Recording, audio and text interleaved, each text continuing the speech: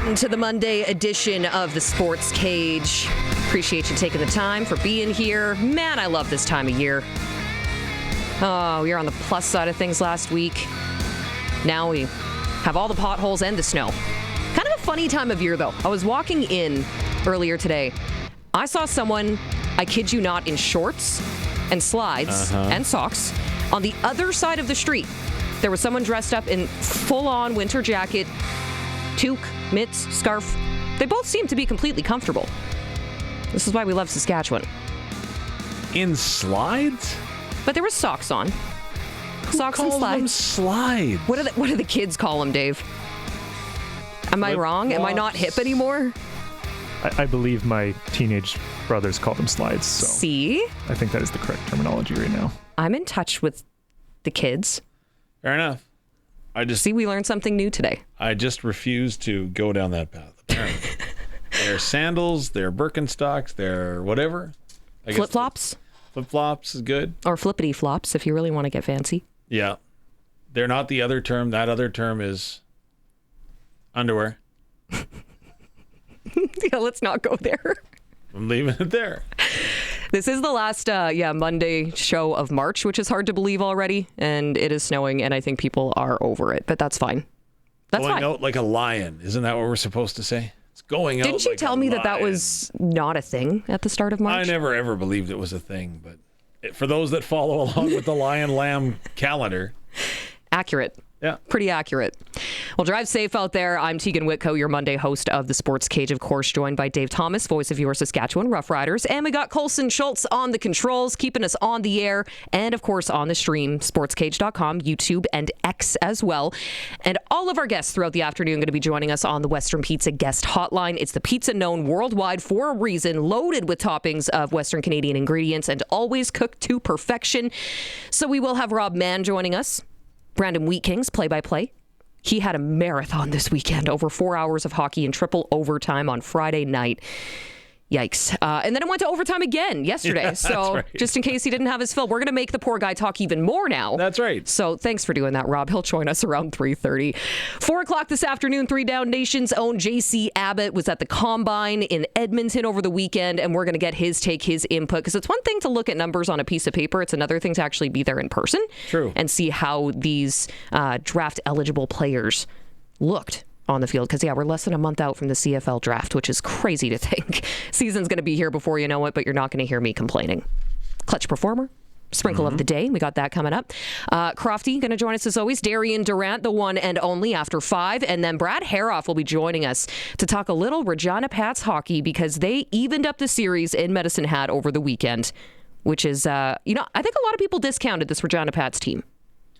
A lot? Or the majority of? The majority of. Yeah, I would agree. So they split the series, and now it's shifting back home. So that's exciting. 3 hours of talking sports here, and believe me, there is lots to talk about. I don't think we're even going to get to everything, because it was just an insane weekend in the world of sports. Strong start for the Jays early in the season. There's March Madness, of course, CFL Combine, and a pretty shocking coaching change in the NHL. Yeah. That's a good word for it. Shocking? Yeah. Shocking, yeah. There is that's the ultimate shock and awe campaign, if you will. I think we might have to ask a couple of our guests about this today. I think so. We'll get to that in a minute. Also, you can join in the conversation anytime on the Prairie Land Rentals text line. And not to say I told you so, gentlemen, but I kind of told you so. Remember a couple weeks back we were talking about Prairie Land Rentals and their Husqvarna snow thrower dealers? I said they were going to come out again. Lo and behold, on my way to work today, multiple people out with their snow throwers. So I was, not to brag, but I was right. You were right. I am strong enough to say that you were right. Okay. Well, it happens quite frequently, so why not get used to it? Thank you for being the bigger person here. Prairie Land Rentals, though, for your small power tools and all the way up to skid steers, they probably have what you need. You can deal with the owner right at 600 Albert Street. And yeah, maybe check out their snow throwers, because you never know. That's right. This is Saskatchewan, after all. Where to start? WHL. Okay. Let's circle back here real quick. Blades and Oil Kings, that series all evened up at a game apiece. Brandon Calgary, as we mentioned, there's a lot of hockey to play this weekend, so we're going to chat with Rob Mann about that a little bit later on. But Brandon is down 2-0 to Calgary in that series. So it's going to be really important going back into their home barn to see if they can pull off a win there. And then I don't know if you were following along with the Raiders and Rebels series. I think that one is the one that, out of all of the series so far, I think that's the one that should be most expected. That PA would hold serve at home and do it in a dominant style. Well, and the crowd is showing up for them. I mean, woof. Game 2 final, 6-0. Yeah. Shots, 40-13. Yeah. Little lopsided. The PA is such a well-rounded team. They won the East for a reason. They're a powerhouse. Showing why. Yeah, they had their work cut out for them there. But the Pats, of course, split their first 2 games of the series in Medicine Hat. Dave Thomas was actually down at the Brand Center today, welcoming them back to the Queen City. They took game 2 against the defending champs, so they got to be feeling pretty good about themselves, considering they're going to be in front of their home crowd now for the next 2 nights, tomorrow and Wednesday. That game 1 loss, though, certainly motivating for some. And I know post-game, Brad Haroff had quite the comment to make there. Yes. Well, it was actually the one comment that stood out was after game 2, right? So they played Taylor Tabashniak in game 1 in goal, and then they put Marek Schlenker in game 2. And to me, that's interesting because Schlenker was the team's MVP this year, right? They named him their own MVP. Right. And so there were some question marks, whether you should or whether you shouldn't. What are you going to do? And again, the man's got a plan. And so the plan was to put him in game 2, and there was no hard feelings. I think Marek was huge. Obviously, we didn't start him in game 1. He didn't blink an eye. I told him to go shove it up my today, and that's exactly what he did. So that's what we expected of our team MVP. Oh, yeah. 21 saves on 23 shots in the 4-2 win for Marek Schlenker. The big word is prove it, right? Prove me that I was wrong in not starting you in game 1. Prove me that I am right in starting you in game 2, and Marek Schlenker did both. Maybe not so much the whole game 1 thing. Yeah. But you got to make good on your opportunities. Marek Schlenker made good on his opportunities in game 2. So from a coach's perspective, you've coached your fair share of hockey. Would you ever use that line? Prove me right. I use the word prove me right. Okay. I often prove me right, prove me wrong. I like to think that I'm right more than I'm wrong. But end of the day, and again, I have no insider's knowledge. Again, I was down listening and eavesdropping as best as I could today at Brand Center. And what I kind of took away was that if you think about it logistically, right, it makes sense. Taylor Tabashniak has had a heck of a season, and Marek Schlenker wasn't as strong as he had been down the stretch, whether that's fatigue, whether that's whatever else is going on, right? There's a million things that happen. But game number 1, nobody in their right mind is picking you to win, right? Best case scenario, you keep it close. And the Regina Pats, even though the score was 6-2, did that and then some in game number 1. And then game number 2 strolls along. Okay, now we're going to put in our MVP goaltender, and we're going to go out and we're going to win this hockey game. And the team and the goaltending, everybody responded. And again, game 1 wasn't a 6-2 hockey game.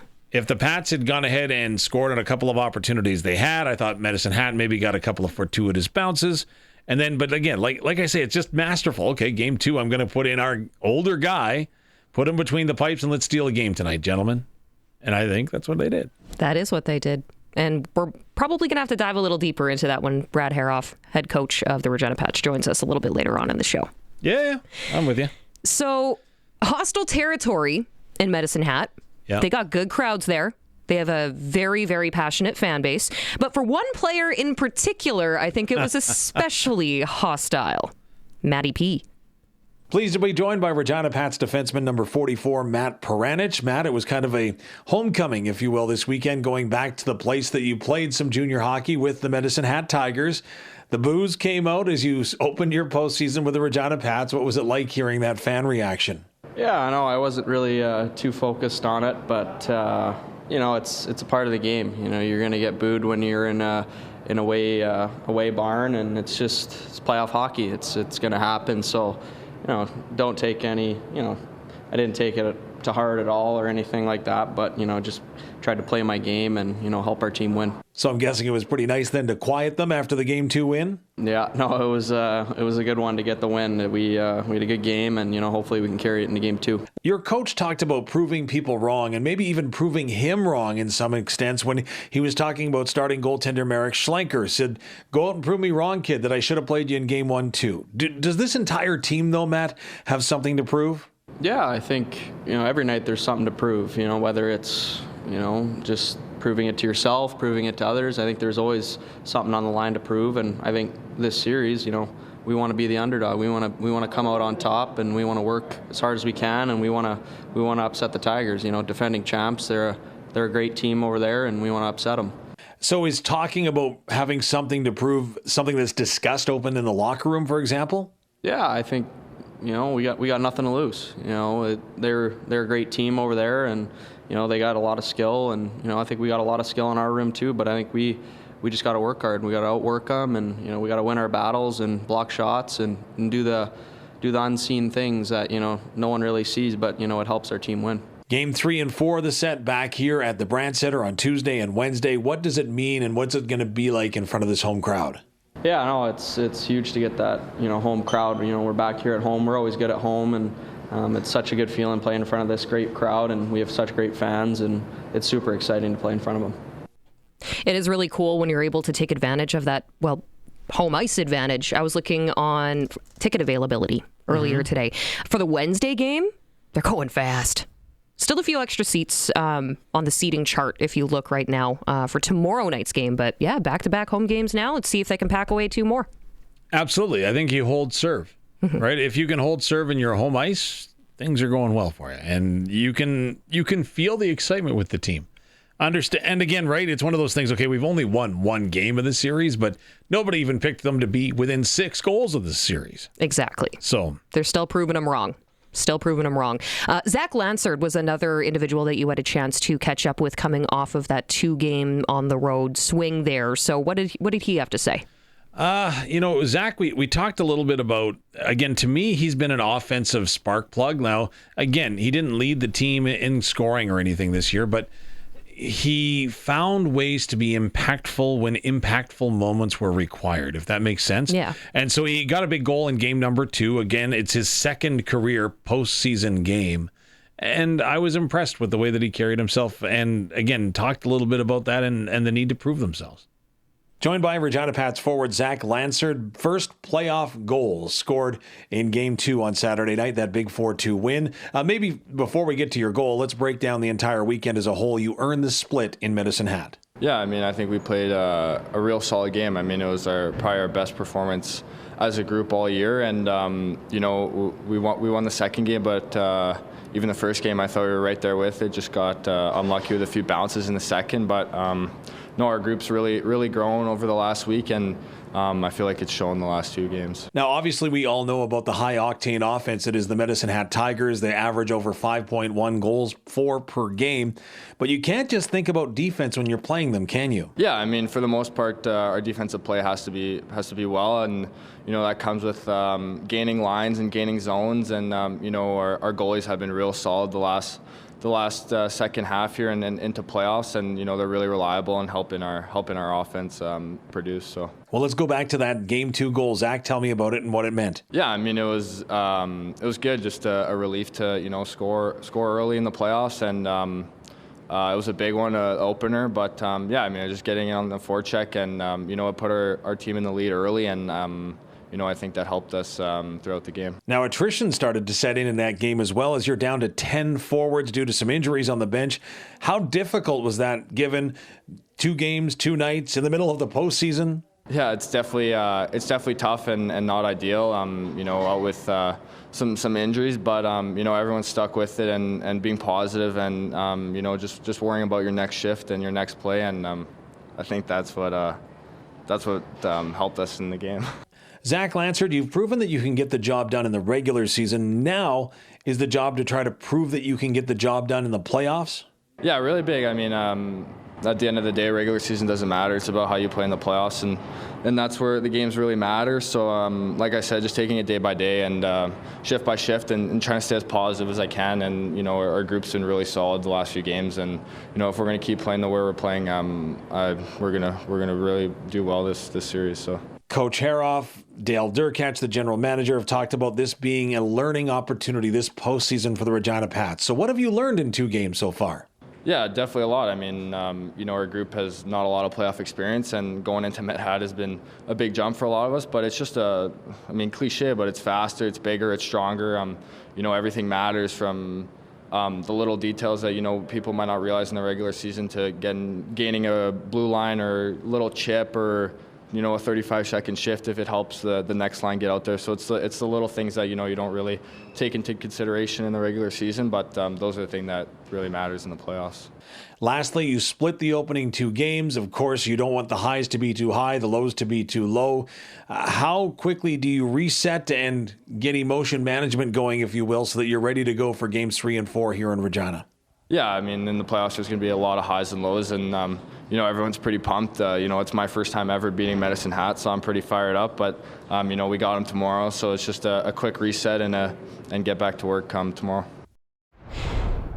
Yeah, tomorrow, 7 o'clock puck drop. Wednesday, 7 o'clock puck drop right here in Regina at the Brandt Center. And I will tell you, that was a busy place over the weekend with the AAA Pat Canadians. So hopefully we get that same kind of crowd out there to cheer on the boys they're the underdog in this game. Yeah, I don't think they want it any other way. Like, there has absolutely been no credit at all given to the team, and I don't think they won any. Like, hey, you guys played a phenomenal game too. Whatever, we weren't supposed to win. That's kind of the feeling. So go out there and win the next 2. Mm-hmm. Ephraim McNutt has been a leader on this team as well. And I'm sure that he's talking to the guys a lot in the locker room, and he's really amping them up, especially for this upcoming home game tomorrow in the playoffs. It's been, since the 22-23 season that we've had a home playoff game for the Regina Pats. So that's got to be pretty cool. And you spoke with Ephraim, who is a leader on this organization. And leads the team in playoff game appearances. Yeah. Pleased to be joined by Regina Pats defenseman Ephraim McNutt. This is your 4th go-around in the postseason, my friend. You look and you've racked up 28 playoff appearances thus far. You earn a split in games 1 and 2 in Medicine Hat. Using your experience, tell me about that split and what it means to your confidence. Yeah, it gives us a ton. They're a real good squad over there, and I think especially playing in Med-Hat, it's tough to win. That was I don't know if it was completely sold out, but it was real close, and they're loud, they're rowdy, they're a great fan base. So I think going in this series, if we could say we were going to be 1-1 after the first 2, we would have taken that for sure. Now, I mentioned to Zach Lansard earlier about the lows and the highs and the emotion management. How long did you take to reset for game number 3 after that big victory in game 2 back on Saturday night? Yeah, I think I had to be really quick regardless of the outcome. After that loss in the first game, I thought we played some pretty good hockey and not getting the outcome we wanted. You got to kind of just refresh even after a win. You can have some fun on the bus on the way home and enjoy it for a couple hours, but after that, you got to reset, make sure you're recovered and ready for the next game, because we know they're going to come out absolutely flying in game 3. Ephraim, there's no doubt that you are a leader on this team. How much of a challenge, obstacle, opportunity is it for you to prove yourself as a leader, or do you even need to go out and prove yourself as a leader in the postseason with the Regina Pats? I don't really look at it in that sense. I don't think I need to really prove anything. I think I just want to help the guys out. I'm not really worried about my game per se. I'll play my game and hope to play some good hockey, but I think it's more about the other guys and the young guys who lack that playoff experience, and I think just kind of helping them out in different areas, whether it's on the ice, off the ice, recovery based, anything I can do. I think that's kind of the biggest thing for me. As you prepare for game 3 here at home, tied 1-1 with the Tigers, are you looking at what they did in the first 2 games, or are you most so looking at what you guys did in the first 2 games? Yeah, that's a tough one. I think we've pre-scouted them a lot. It's always tough to say what they're going to do. We've seen them twice. We've seen their plays. Some really high-skilled set plays and stuff in the first 2 games. But I think they'll try and change something. They'll maybe throw something else at us, or know that game 2 it wasn't working for them, and maybe they'll switch something up, maybe switch their lines up, and we try to worry about that, but I mean, you can only do so much in the playoffs. So I think really it's about our game and focusing on what we can do, regardless of what they throw. General manager and head coach of the Tigers, Willie Desjardins, said following game number 2 that your team was much more hungry than his team was. I guess that's the ultimate compliment. So how hungry are you? Yeah, we're real hungry. You know, we have to be. We don't really have any other choice. It's pretty simple that we can't outskill a team like that, and we know that. So does Medicine Hat. So I think relying on work ethic and system play and again just being hungry is what we need to do. We don't really have another option. And that, of course, was your Regina Pats captain, Ephraim McNutt, with Dave Thomas. So Pats head coach Brad Haroff is going to be in for Pats Chat around 5:30 this afternoon, ahead of Game 3 tomorrow at the Brandt Center. What do you want to know? What do I want to know? Everything. I'm just throwing it out there. What do we want to know going into game number 3? How do the Pats approach it? What are they anticipating from Medicine Hat? Again, Willie Desjardins didn't mince his words post-game 2, saying they wanted it more than we did. And that's probably a big concern right now if you're the Medicine Hat Tigers. Might have felt like a bit of a trap game for them.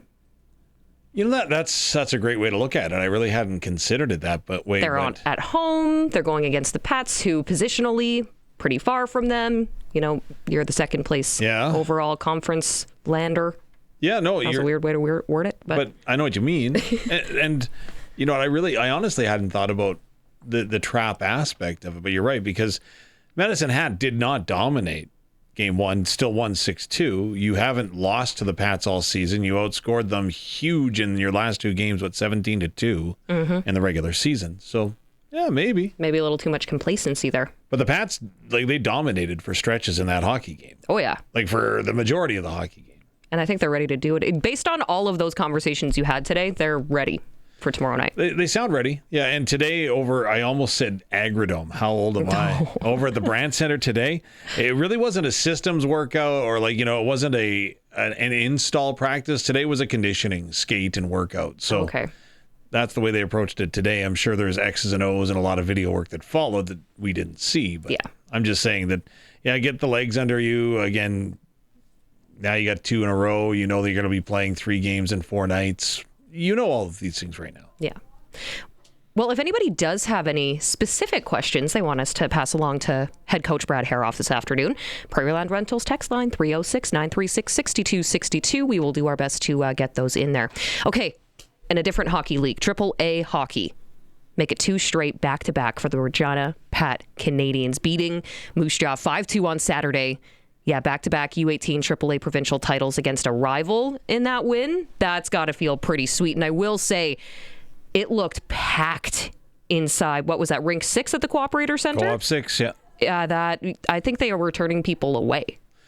I wouldn't have been surprised, because I know that there was social media posts that if you want tickets, you better get them now. Otherwise, you could be turned away at the door. And again, what a series. The first 3 games go into overtime. Game 4, Moose Jaw comes in. And really, I hate to say this, but really, Moose Jaw laid a licking on Regina in Game 4. And how about the Pat Canadians turning it around? Turning it around in less than 24 hours. I assumed, and again, never do that, but I assumed Saturday's game was a night game. I forgot they were playing in the afternoon. And I get the text with the photo of the team winning the AAA championship. And I'm like, oh, yeah, I forgot. So they didn't have time to think about it or stew on it. They just turned around and away they went. Well, congratulations to them. They will be back on the ice later this week. Of course, Regina is hosting the TELUS Cup Western Regionals, and that'll be kicking off again at the Cooperator Center later this week. Their first game, Regina's first game, is against Thunder Bay on Thursday. I am 90% confident in your statement. And then, of course, Moose Jaw also going to be playing in that tournament as well. So ReginaPatCanadians.ca if you want to get tickets. They have that early bird deal that's still on right now. So $70 and you get all 7 games. This will guarantee you entry into all of these games because, as we know, that might not be the case for all of these Regina Pat Canadians games. It also gets you into the championship game if you get one of these early bird packs, and then single day tickets go on sale later this week. So if you miss the game, if you couldn't get to the rink, if you did not buy your tickets in time, you can definitely get in on the TELUS Cup before it's too late. So, also, SportsCage.com right now, you can go to that Regina Pat Canadians championship article and the biggest moments that led them to that victory. And it's a pretty cool breakdown if you're kind of getting that feeling of FOMO. Yeah. And it's the big one that stands out to me is how they scored first shift, first minute of the game to set the tone. So that's what you got to do. Come out strong. SJHL playoffs. Yorkton Terriers in Melville taking on the Millionaires tonight. Now, the Terriers are up 3-2 in that series. The winner will be playing the Flin Flon Bombers. Nipawin Hawks in Weyburn taking on the Red Wings. Same time, 7 o'clock, and Weyburn is in front in that series, 3-2. So Battleford's North Stars will be awaiting the winner of that series. We're getting down to the wire. Yeah, their new hockey. champion coming up. Melfort, the 2-time defending champs, were ousted by Battleford. So, and again, you looked at Melfort, right? They were red hot. Like they put in 10-game winning streak together. Like it was insane what they were able to put out on the ice. And again, Battleford's got to tip your hat. They found a way to beat them. I thought that if there was a first round upset, that might be it. But maybe the first round upset might be Weyburn. Might be. We'll see. There's still more hockey to be played. Yes. NHL. Let's get to this quickly here. Biggest talker, I think, of the weekend came from the Vegas Golden Knights firing Bruce Cassidy and bringing in John Tortorella with 8 games remaining in the regular season. And Vegas is currently in a playoff spot. Right now, if the playoffs were to start today in the NHL, they'd be facing the Edmonton Oilers. I was about to say Oil Kings because we were just talking so much WHL. But that is a bold move. John Tortorella comes in and shakes up a dressing room, right? And is that a good thing, though? That's the question mark right now, because if there's one thing that I trust and believe implicitly, Kelly McCrimmon is no dummy in hockey. He knows how to get things done. He understands how to build winning teams. He's won a Stanley Cup. He's got his WHL team when he was with the Brandon Wheat Kings. He's got them as a perennial contender. So he knows what to do. And he felt something was off despite the coach just 3 seasons ago having won a Stanley Cup with him. He thought something was off, so he made a change to address it. And again, it can either go one of two ways. There's not going to be any middle ground. It's either going to work or it ain't. It's worked before. 2000 New Jersey Devils. They fired their head coach with 3 games left in the regular season and went on to win the Stanley Cup. But that different era. That New Jersey Devil team was so good. No, it is so different to what the Vegas team is right now. They're struggling.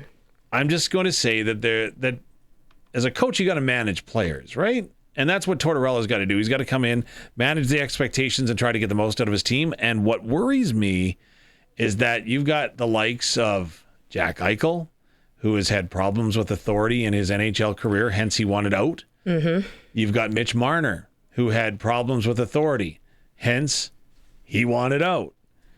You've got big rigid leaders like Mark Stone, which is, again, he's a guy that has played for tough coaches along the way. And if you give him a little more gas, does that mean good things for the Vegas Golden Knights?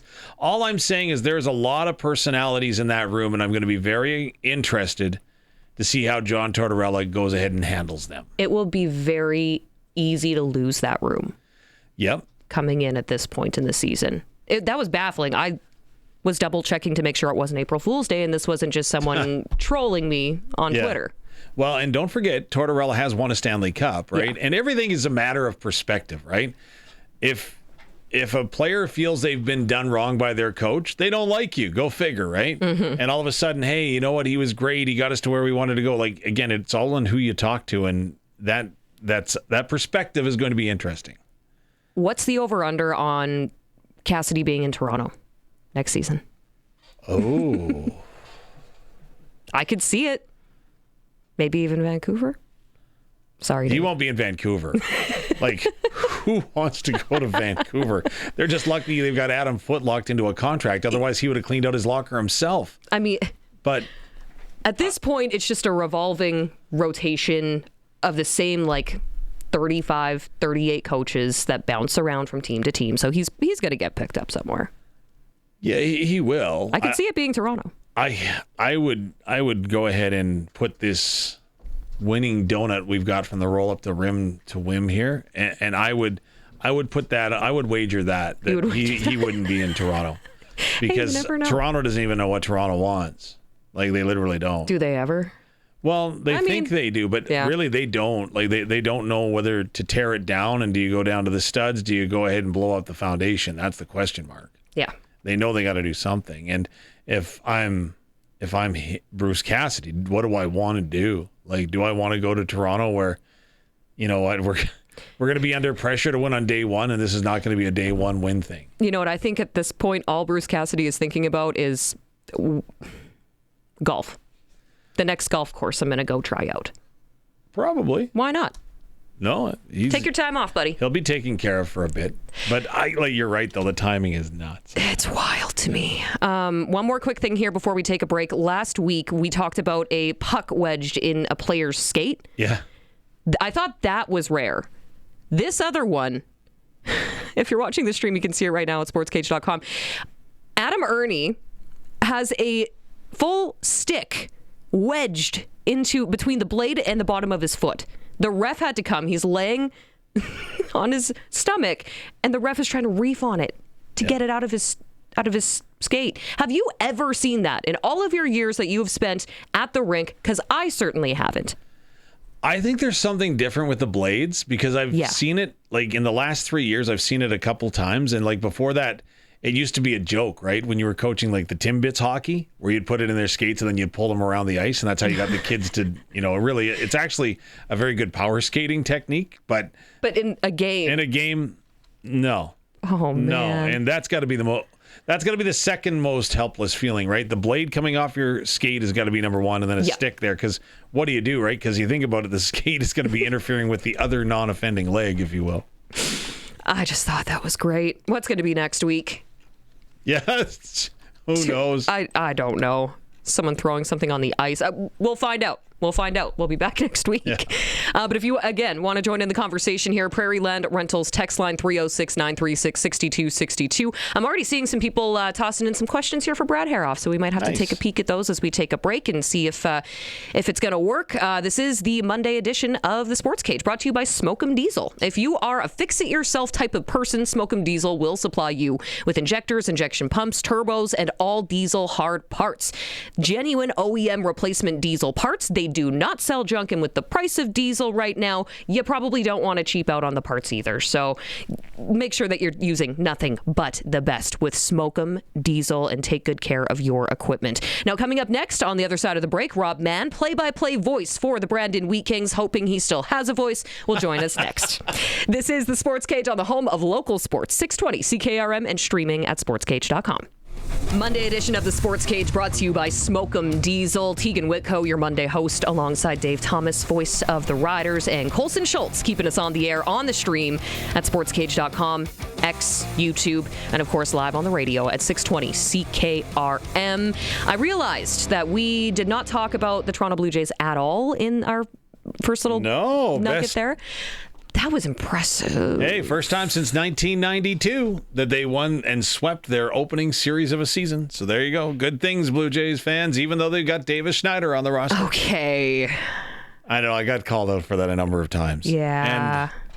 And don't you say any bad words about Ernie Clement. Oh, I wouldn't go there. Again, I'm really shocked, and I give him a lot of credit. There's a lot more to unpack with the opening series for the Toronto Blue Jays, but I don't want to keep our guests waiting any longer. Western Pizza Guest Hotline, the Greek-style pizza that has become famous around the world, plus all the Greek and Canadian food you cannot get enough of. Western Pizza, the local legend.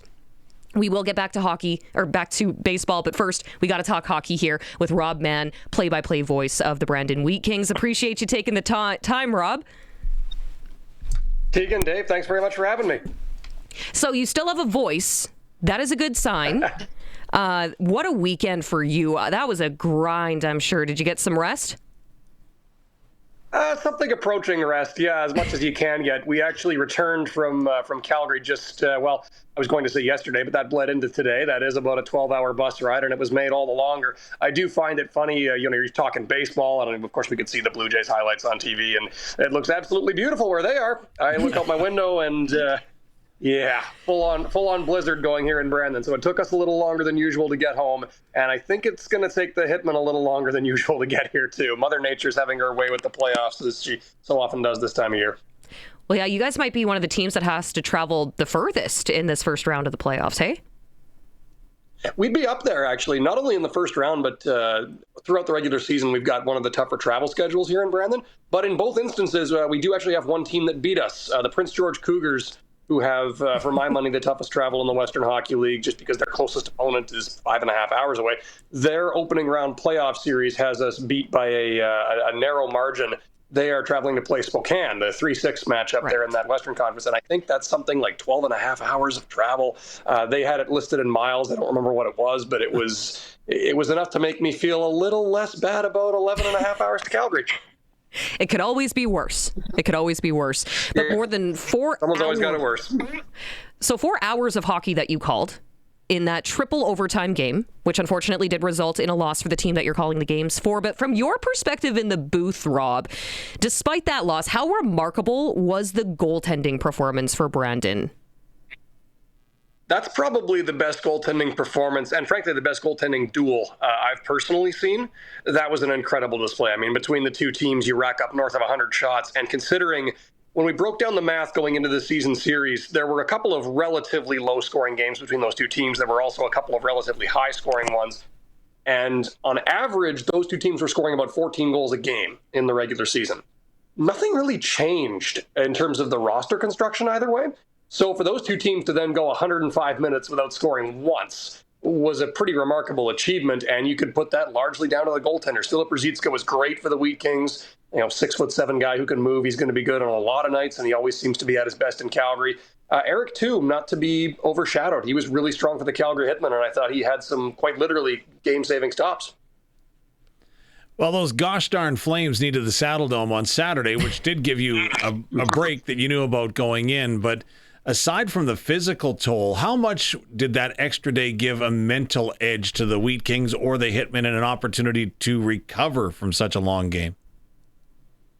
I think it had to give a mental reset. That was actually something Marty Murray and I had talked about, was the fact that after a triple overtime game, especially a 1-0 triple overtime game, a lot of guys are going to be sitting there thinking, what if? There's a lot of guys who had the game on their stick at different moments. Each team hit a post in overtime before the game-winning goal went in. The Wheat Kings and Hitmen both hit a post in regulation. There was a penalty shot in double overtime. And anybody who was in on one of those chances is going to be thinking to themselves, well, if I just put the puck a half inch lower, well, if I just gotten the shot away a hair faster, and maybe doing a little bit of blaming themselves. That's not really healthy or helpful for a long playoff series. You need to be able to flush that kind of loss. And having a day off to kind of reset mentally, I think, helped the offensive guys for both teams quite a bit, because you could tell by game 2, they had pretty clearly regained their confidence. All of a sudden, the offense that was maybe more what we would have expected between those two teams just erupts. And I think for both sets of skaters, that was important. You get an opportunity to get the woe is me out of your system. You get an opportunity to flush the feeling of maybe having let yourself down, and you get to get right back to work. And the player who missed on the penalty shot for the Wheat Kings in double overtime did score their first goal of the playoffs the very next game. So it seemed like that was a pretty good mental reset for both teams, really. One of my favorite things, reads that I tried to get when I was in the Western Hockey League, was post-game meal. Because you could always tell if it had went well, if it hadn't went well, and you usually get a sense on how the group is going to unpack it and frame, if you will, for lack of a better term, the result. What was that post-game meal like? Was it an oh, woe is me moment that, hey, we just lost 1-0? Was it a, hey, you know what, we were in this game as the underdog and, we gave them a run for their money? What was that feeling and sentiment like? I don't think I got a very good read necessarily through meals, ironically, until actually the next morning. Because the biggest read I got from the post-game meal from the Wheat Kings after game 1 was one of just sheer exhaustion. For most of these guys, this was just the longest game they'd ever played. It was a fairly quiet meal just because guys are probably not feeling all that chatty after having played 105 consecutive minutes of hockey. They were about 15 minutes short of playing 2 full games in one day. They were, I think it ended up being 2 minutes short of a modern record for the Wheat Kings in the internet era. Nobody felt too chatty that very night. But the next morning at the team breakfast, chattiness level was way up. You could tell guys were willing to put that behind them, willing to get back to work. It was a nice dynamic, and the leaders for the Wheat Kings, the older guys, were the ones leading the way on that front, which was good to see. The series shifts back to Manitoba tomorrow, game 3. What do you think is the biggest storyline now? Feeling like these players probably left everything out on the ice. They did everything that they could. They fell short, unfortunately, 2 overtime games. Do you think it's fatigue? Do you think it's, adjustments on the power play, penalty kill? What are you going to be watching for? I'm curious to see how the Wheat Kings, now that they have, as close to home ice advantage as they are going to have in this series, how they handle the starts. if there's been one concern for the Wheat Kings that was universal in both games 1 and 2, it was their first period. They were outshot pretty heavily in the first period in game 1. It was actually even more dramatic in game 2, and in game 2 they surrendered the 2 goals in the first period, so it kind of glared out a little more. In both cases, they bounced back really well in the second period. You don't want to have to play from behind all the time. You don't want to have to chase the game all the time. So for me, the start is going to be something I watch. Being able to sleep in their own beds tonight, I think, is going to go a long way for that. The other advantage that the Wheat Kings have is we talked about their travel earlier. And for the Wheat Kings, that travel is a constant all season long. You're always dealing with it. Sometimes it weighs on you, but it's always there. For the Calgary Hitmen, a team who have a lot closer of rivals geographically than the Wheat Kings have, you wonder how accustomed they are to those long travel days. And the Wheat Kings, their closest opponent being the Regina Pats, that's 3.5 hours away. For Calgary, that would be their 4th or 5th closest opponent. So the Wheat Kings might have an advantage in that regard, in that these 12-hour bus trips are not new to Brandon. They might be a little new to Calgary, and they are playing in an unfamiliar rink for the Hitmen because this is being played in Verdun for games 3, 4, and if necessary, 5. So there will be some advantages to be keeping an eye on. I think as far as the Wheat Kings are concerned internally, they're going to worry about what they can control. They're not quite necessarily as worried about how the Hitmen handle things. They're going to be trying to come up with a better start. It's funny you mentioned travel. Like, it seems like it is 3 hours on the Deerfoot every once in a while, but that's a different story for a different day. But in all sincerity, when it comes to game number 3, obviously the importance is on the Brandon Wheat Kings. They know what's at stake. Do they feel that pressure right now, do you think? The pressure might come a little bit later, but there's more of an opportunity. I think it's less of a pressure than more of a sense of we've got a chance to swing this series. Game 3 is kind of the hinge, and the series can swing one way or another. They found that last season against the Lethbridge Hurricanes. They had lost a very close game 2 in that one as well. They came in for game 3 in Verdun, ended up losing a very close one there, and all of a sudden the whole dynamic of the series shifts. Now you're the team down 0-3, and we all know what the statistical likelihood is of climbing out of that pit. But if all of a sudden you're only down 2-1, well, after 3 games, chances are somebody's got to be down 2-1. So if it's you can fight back from that pretty easily. And I think the pressure will be more keenly felt depending on the result of game 3 than going into game 3. What style of game 3 then is going to make the Brandon Wheat Kings successful? You've got 2 40-goal scorers, 3 20-goal scorers. You can score your way out of trouble if you need to. Is that the way that the Wheat Kings need to approach it, or how do they need the play to end up in this third game? I think the second game was an antidote for what ailed a lot of their guys, especially the top line. You had multi-point games from all of Jackson Jacobson, Luke Misselbacher, and Prab Bethal. But the team doesn't really worry about themselves scoring so much. They know they've got the firepower to do that. It's more the sheer in-the-trenches work that I think they're going to be focusing on. They haven't necessarily been as physical as they know they can be at their best. One thing about the Wheat Kings statistically is that is a massive blue line they have. Like, that average size for the blue line they iced in game 2 was 6'3" and 200 pounds, and that was the average. So that is a big back end. They need to play like it a little bit more and maybe bring that hard-nosed style to it. Something Marty Murray and I had chatted about prior to game 2 was the importance of winning board battles and just simple things that often, when you're a younger team, which the Wheat Kings relatively are, playoff hockey can sometimes come as a bit of a shock to the system, and there's less time and space. There's more need to battle for every puck. To their credit, I think a lot of the younger Wheat Kings really picked up on that well before the end of game 2. A couple of the young guys were leading the charge in that regard. So I would expect to see an intensity rise from the Wheat Kings more than anything, partially because it's needed for the playoffs. Every team needs that. And partially because I don't think the team is worried so much about scoring. Now that they've buried 5 on Eric too, who is a good goaltender, they know that the offense can and will come. We did get a question here on the Prairie Land Rentals text line just asking, Rob, if you might be able to clarify why the Wheat Kings are playing in Verdun, Manitoba. Yes. So I guess I take it for granted that people know this, but the annual tradition here in Brandon, which goes back more than a century at this point, I believe, is the Winter Fair comes in that very last week of March. And there's also another unspoken tradition that the Winter Fair is always accompanied by a winter storm, which, yep, nailed it. Absolutely nailed it. But every year at this time, the Wheat Kings have to potentially juggle their playoff schedule and relocate for at least the first couple of games of the playoffs. And they've been doing this for a very long time. I can remember when I was first getting interested in junior hockey, the Wheat Kings were starting to play playoff games in Winnipeg. because what was at the time the Keystone Center or West Toba Place wasn't available to them because it was being taken up by the Winter Fair. So this does happen every year right around the first round of the playoffs. Sometimes it depends where the Wheat Kings finish in the standings. So if, for instance, the Wheat Kings would have had home ice advantage this weekend, they would have been able to play games 1 and 2 in this building. They would not have been able to play games 6 and 7 because the Winter Fair would still be there. But that's something that the Wheat Kings juggle pretty well every year. And I guess it's all the added incentive to get onto the second round because you want to play playoff games in your home building. Well, hey, Vernon, Manitoba, getting a nice little economic boost. It's a cute little town. I like Vernon. And you know what? They turned out for the Wheat Kings beautifully last year. I think officially Tundra Oil and Gas Place would be 1,500 capacity. They were 1,600 plus every time, standing room only. My opposite number and I, in this case Brad Curl with Calgary Hitmen, we're calling the game from the walking track, so we're surrounded by the crowd the entire time, and they treat you like gold. It's a fun experience, and the town really shows up for it, which is really nice to see. Well, that's awesome. And again, thanks to Travis on the text line, the Prairie Land Rentals text line, for getting you to clarify that. That's kind of cool. Do we want to shift the series back here to Regina, or the talk back here to Regina? Because we also are expecting a Game 3 at the Brandt Center tomorrow night. And Rob, you were here.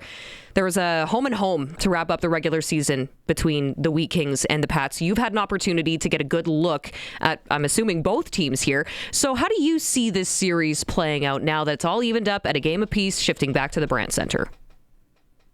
Well, I confess I was one of the people caught off guard by the Regina Pats taking that game too, because they were on the road and they were up against a powerhouse team. I think a lot of people felt that down the stretch, there weren't a lot of teams better than Medicine Hat. I'm sure you've gone through the statistics ad nauseum at this point. But the fact that they outscored last year's championship team after losing all that firepower, they somehow finished with more goals, is mind-bending to me. And full credit to their staff for getting that done with a relatively young group of guys.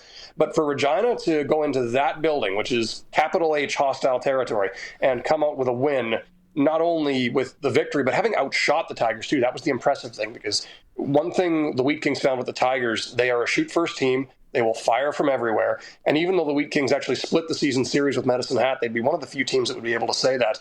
I believe the Tigers outshot them 3 out of 4, and they pile up shots on goal, like 40, 50 plus on a regular basis. They have a lot of guys that like to shoot the puck. So for Regina to limit them to under 25 shots, to outshoot them and to outscore them, it's about as convincing of a road win as you can get. And for a Regina Pats team that, again, has some youth of their own, if you want to talk about confidence, you just earned yourself a plate full of it. You did everything in your power to come out of there with a win. You got it. Home ice is now yours. The remaining 5 games of this series, if it goes the distance, you will have home ice for the majority of them. I'd say Regina did what every road team wants to do, and maybe more than would have been expected. All right, Rob Mann, power play for the Brandon Wheat Kings. Really appreciate the time. I know that it was an absolute grind for you this weekend, but we do have to let you go here. So I hope that you have a good call tomorrow, Game 3 in Manitoba, Vernon, Manitoba to be specific. And I hope you don't have to worry about calling more than 60 minutes of hockey. Well, the way this series is going, who would bet against it? But hopefully the voice is more or less recovered by then. Teagan, Dave, I appreciate you reaching out to have me on. This has been great. Fantastic. Thanks again, Rob Mann. Brandon Wheat Kings play-by-play voice joining us on the Western Pizza Guest Hotline. Always a good chat with Rob. We are going to take a quick break. We'll be back on the other side. It's the Sports Cage on the home of local sports on 620 CKRM and streaming at sportscage.com. SJHL playoffs. Yorkton Terriers in Melville taking on the Millionaires. That will be tonight.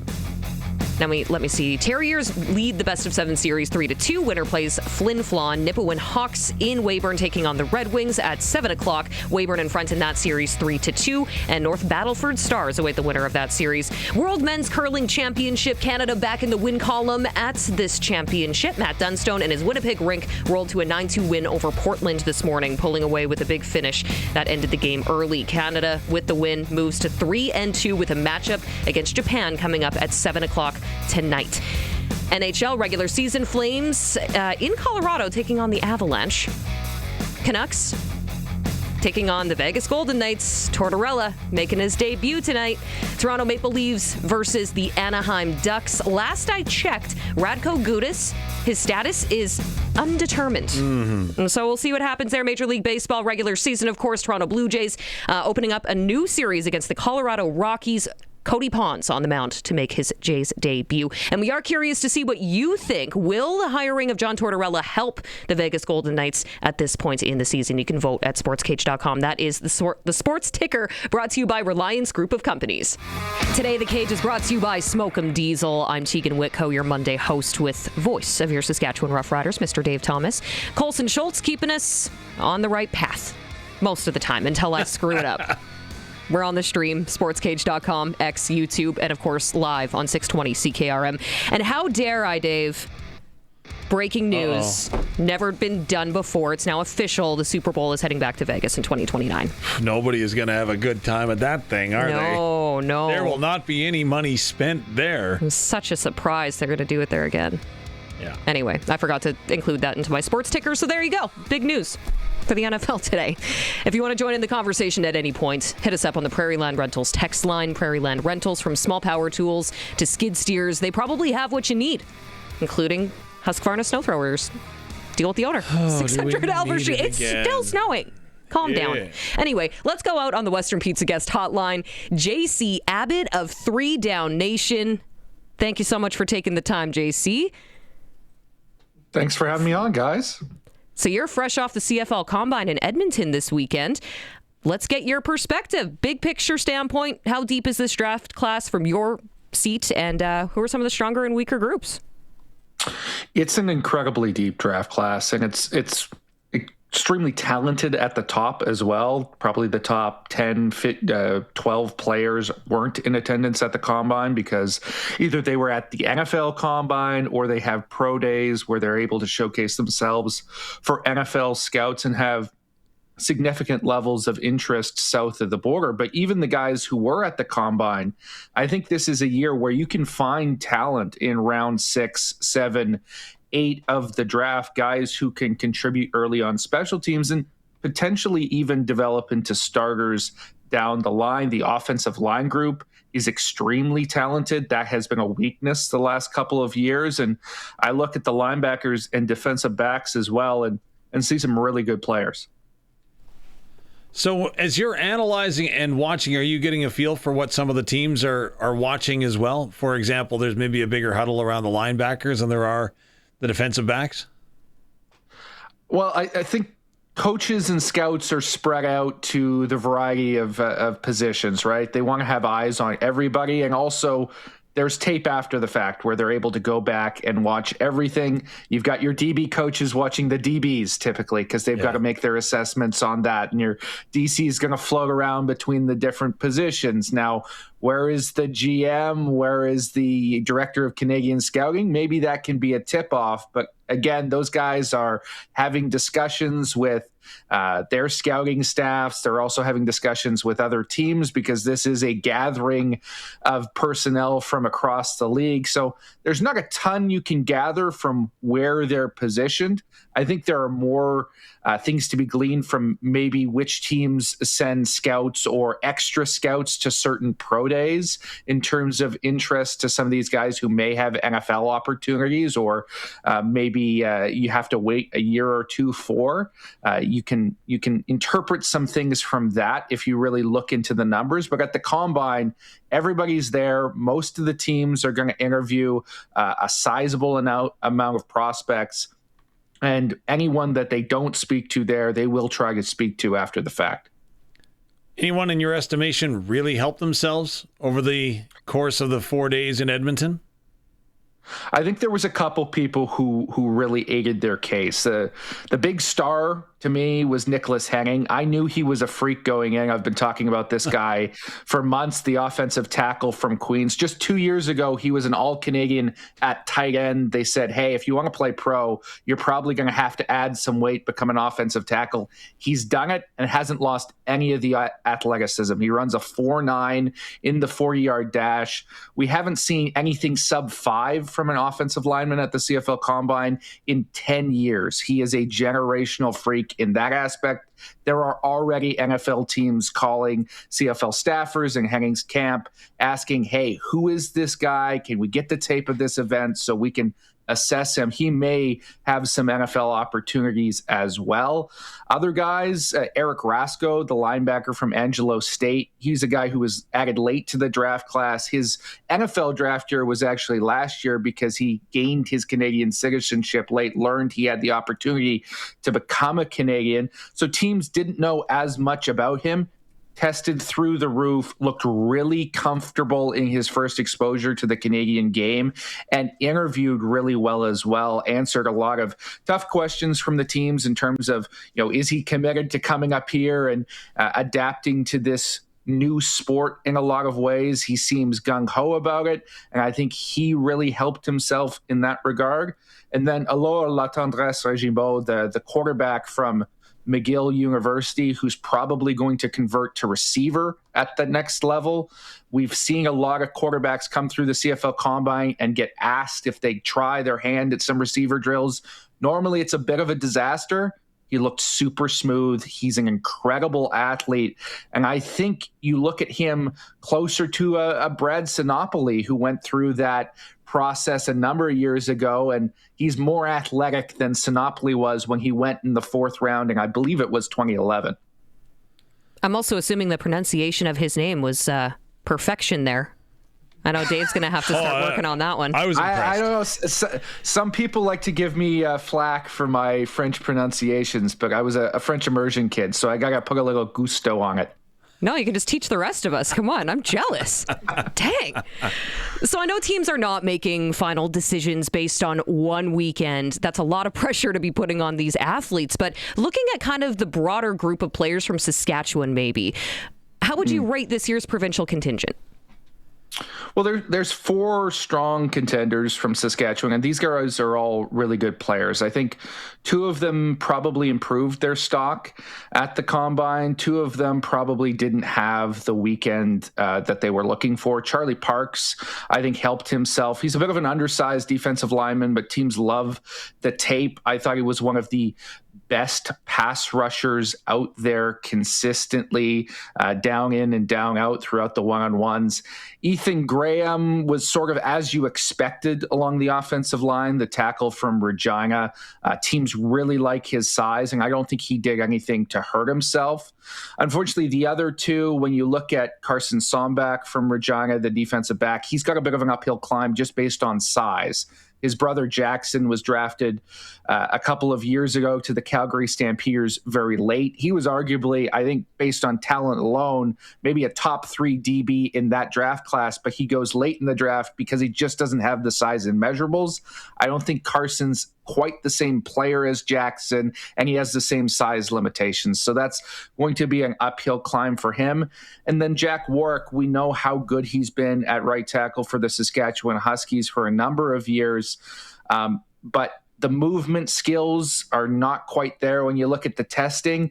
And then he puts up 12 reps on the bench as an offensive lineman. That's actually down from what he showed at East-West Bowl a year ago. That's not a great sign when you're looking to make it to the professional level at a position that requires a lot of strength. Yes, the bench press can be overrated, but teams do look at it as a metric of how willing are you in the gym, right? Are you committed to getting yourself ready for the pro level? That's going to raise a red flag with some teams.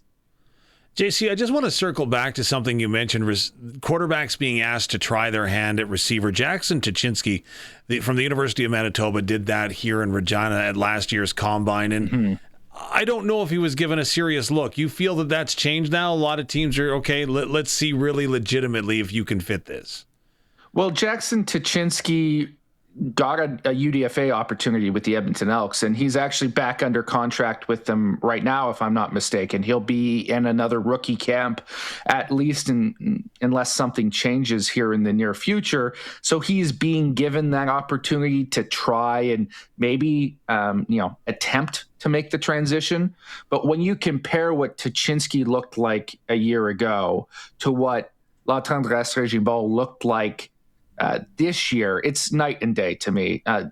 there are still rough edges. Don't get me wrong. You can't just pick up a position overnight and look perfect. But the explosiveness, the speed, the smooth nature of his route running ability, even the hands, I think Aloha is just another level of athlete compared to Jackson, a tenth of a second faster. He's broad jumping almost 11 feet. Like, this is a generational type guy. There's a reason he was the number one Cégep quarterback in the province of Quebec and led Vanier to a Ball d'Or championship there before he sort of shocked the recruiting world by going to McGill because he felt it was the best fit for him academically.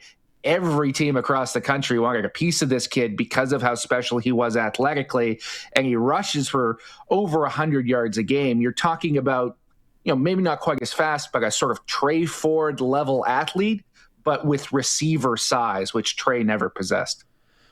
So maybe just a follow-up on 2 points. Number one, did he throw any footballs at the Combine? And number two, if, say, he's drafted and a team says, okay, go back for your final year of eligibility, would he go back then as a receiver? I assume he would go back as a quarterback. I didn't ask him that specifically, but he would go with the knowledge that he would have to train as a receiver and up his skills. I'm not sure you want to let this kid out of the building, though, if you're trying to develop him just because of the upside. And in terms of throwing the ball, 3 quarterbacks in attendance there, I thought he threw the ball the best of all 3. Like, he was the most accurate. The passing statistics aren't necessarily the best from McGill. Not that he was always placed in the best of circumstances. He wasn't super accurate, made some poor decisions, but he was the most accurate of the 3 quarterbacks at the Combine. And I thought he was noticeably better than a guy like Christian Veilleux from Georgia State, who, was a highly recruited prospect, went to Penn State first, started games at Pitt, and then ultimately ended up at Georgia State.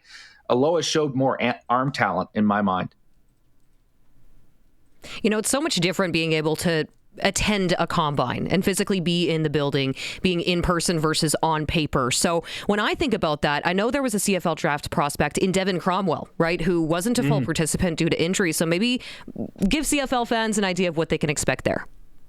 Yeah, Devin Cromwell was a guy who impressed me a ton. I had a chance to sit down and interview him, originally from the University of Guelph, but transferred down first to Texas Tech and then Michigan State because he is a freak athlete and tested out his pro day at Michigan State. He was never going to actually participate on the field at the CFL Combine, was coming up to interview, but unfortunately he wasn't even able to finish testing at Michigan State because he tore his meniscus while doing the vertical jump.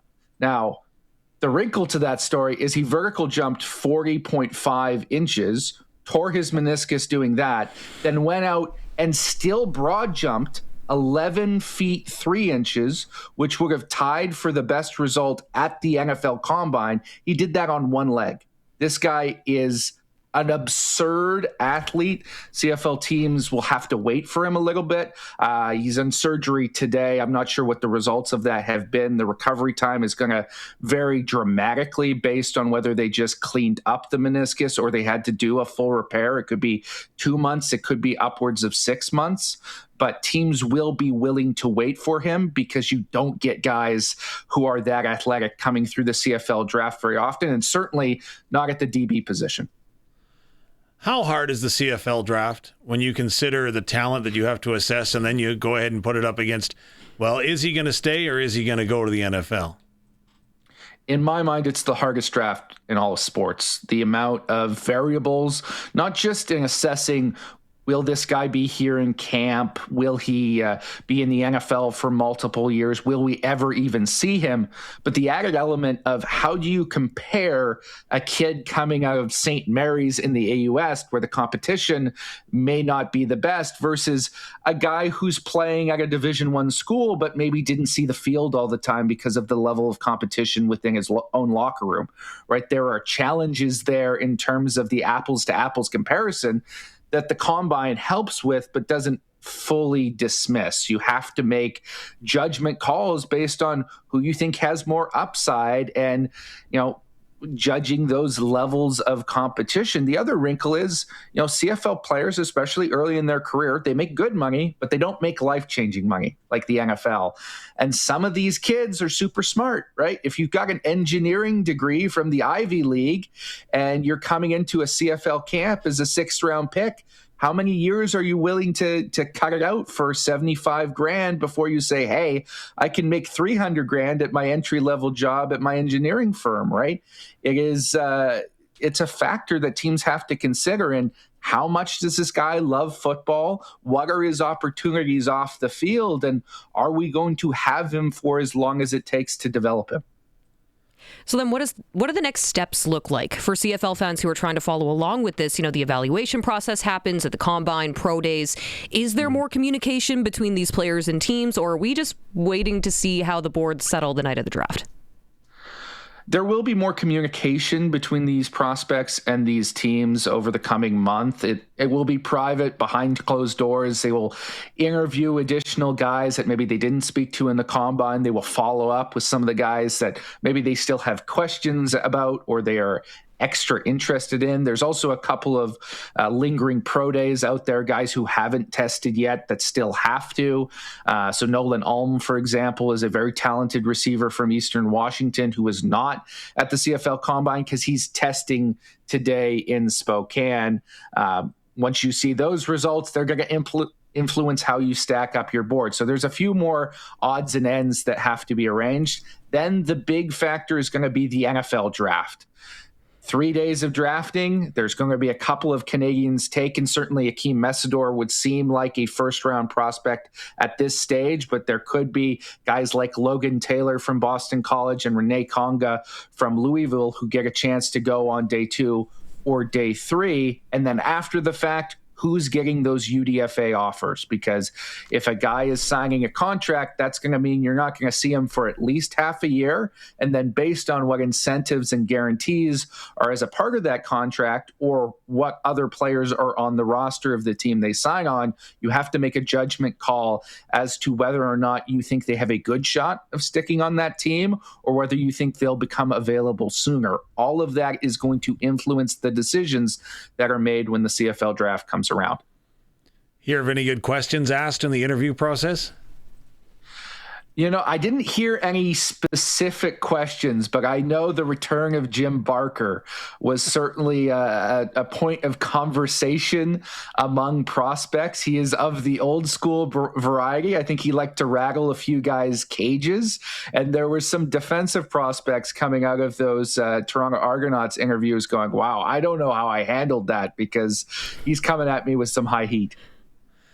The other part last season, of the Combine here in Regina was the Rules Committee met. All the executives get together. I don't know if I was you, I'm having that glass up against my ear, up against the wall, trying to hear everything that I can, especially with the rule changes that are going to be implemented in this year. Did you hear anything coming out of discussions like that between executives from team to team? There wasn't a ton on rule changes, to be entirely honest. Those meetings happened in advance of the prospects and the media arriving. Typically there's a little bit more overlap there, but everyone was gone by the time we got into town. So those conversations did happen. We'll hear more about that in the coming days. There are whispers about things that are happening around the league, certain roster moves, certain things that are tabled, nothing that's to be reported yet, but it is a gathering point for people across the league. And when these guys are in different cities and they're traveling to, different locations throughout the United States and Canada scouting, they don't get to see each other all of the time constantly. This is the moment when everyone's in town, right? And so everyone's going out together, they're reminiscing, they're talking ball, and they're discussing the topics du jour in the league, their opinions on things, some of the rumors they're hearing. There's a lot of information that gets shared at Combine that then results in things that you dig into a little bit later. This might just be a whole bunch of people complaining on social media, which has never happened before, JC. But there was certainly enough people complaining about the lack of a stream for the CFL Combine on the internet. And we all know there's little to be desired on the CFL website, and they're working on it, right? they're working on it. But how important do you personally think it would be to have that accessibility to stream the Combine as a fan from Saskatchewan and help the league ultimately grow fan interest and draft prospects? I'm a big advocate of streaming the event. I think it can only be a positive. Now, I know there are certain challenges to pulling that off. The Combine was in Edmonton, of course. We were there 3 years ago. That was the first time that they decided not to stream the Combine. And part of the reason why is they simply didn't have the setup at the Commonwealth Fieldhouse where they were doing all the stuff to properly film it. The angles didn't work. The equipment needed would have been too onerous.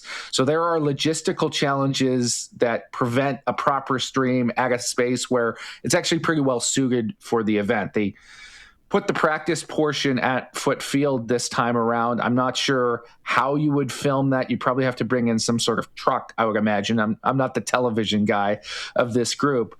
But I would like to see these athletes showcased a lot better than the league currently does. I think there's a lot left to be desired about their coverage of the Combine. And ultimately, we've seen the numbers in the past. Like, Combine streams don't get a ton of attention, don't get a ton of views. I understand that from the league perspective. But if you want to grow anything, you have to invest in everything.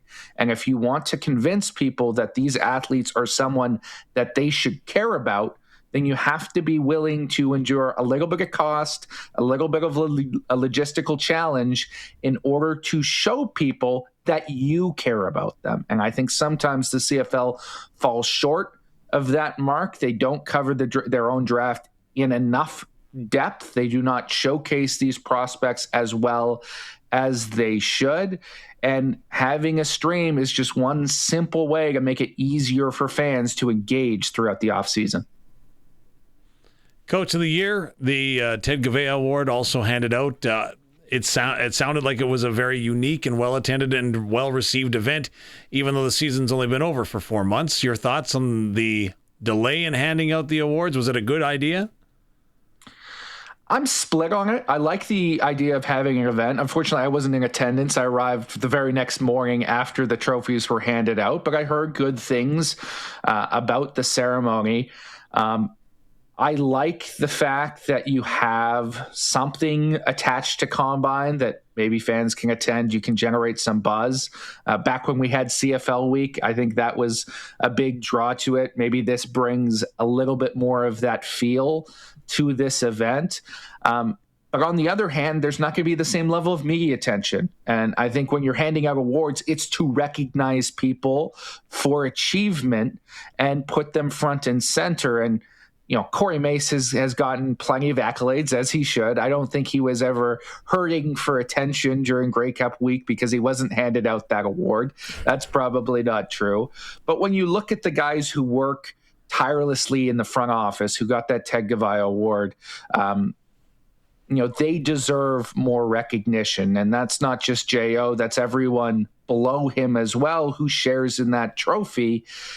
When you're doing it at a time when there's not going to be the same attendance in another city from where these guys are located, maybe they didn't get their stars and their laurels as much as they should have. I would like to see that hyped up a little bit more and their faces put front and center because they do incredible work. JC Abbott of 3 Down Nation. Appreciate the time as always. And look forward to the draft next month. Thanks for having me on, guys. Yeah, appreciate it. 3 Down Nation for all your draft coverage. We'll go live the entire night, every single pick. And you're going to scoop them again, aren't you? I won't scoop them. That's not what I do. I will. Fingers crossed the website actually works this year, so I'm not having to scroll between different social media feeds figuring out who's being drafted. But they're working on the website. It should be fine. Yeah, working on it. On it. It's fine. It's fine. Enjoy the draft, man. We'll talk soon. Have a good one. You too. Thank you, JC Abbott from 3 Down Nation, as always, for joining us on the Western Pizza Guest Hotline. The Greek-style pizza that has become famous around the world, plus all the Greek and Canadian food you can't get enough of. Western Pizza, the local legend. And, of course, it is the Monday edition of the Sports Cage, brought to you by Smoke 'em Diesel, still to come. Well, we have plenty to come In fact, we have Darian Durant after 5 o'clock. We have Patch Chat, Brad Haroff, head coach of the Regina Pats, is going to join us ahead of Game 3 tomorrow. But coming up before all of that, we still need to talk a little Blue Jays baseball, my friend, because we did not make enough time for that right off the front of the show. We also do have your clutch performer, your sprinkle of the day, that and so much more. Hang tight. It's the Sports Cage, and it's on the home of local sports, 620 CKRM, and streaming at sportscage.com. Yes, welcome back to the Sports Cage. Time to do a couple of clutch performers. As usual, I'm going to have more than one. Bear with me. Your show, your rules, you do it. It's hard to pick just one, especially when you're coming off of the weekend, right? Because every Monday doing the show, that's 3 days worth of sporting events. And just think next week you'll have an extra day because there's Holiday Friday. Good Friday. Ooh. Oh, that's going to be such a busy show. That's great. I love it.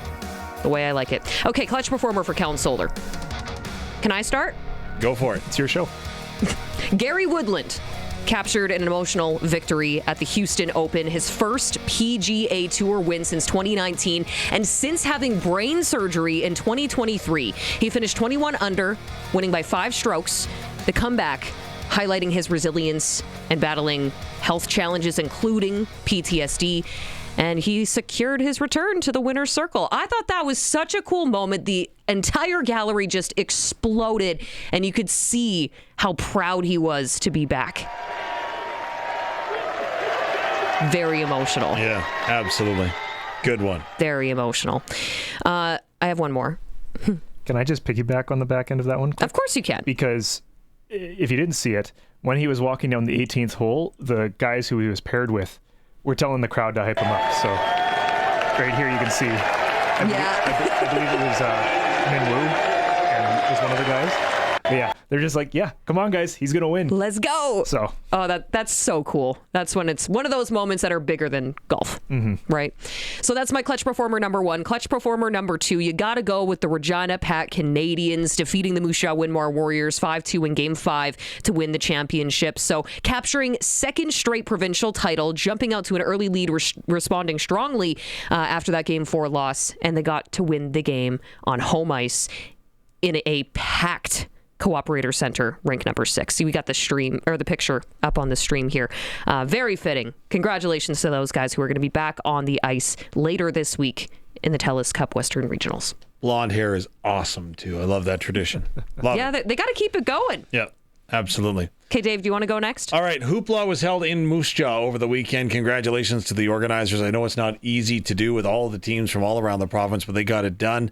Quickly running down your winners for you. 1A girls was the Norquay Knights. The Priestville Panthers were the 2A girls. Wynyard, they were the winners as they've now joined the exclusive list to become a 3rd seat to actually win. So they did that in the 3A girls. Here in Regina, Harvest City Reapers, they won with a victory over Meadow Lake in the 4A girls. The 5A girls, Regina Boldus, they went ahead and they really dominated front to back all season long. So congratulations to them. On the boys' side, the 1A winners, the Porcupine Plain Bears.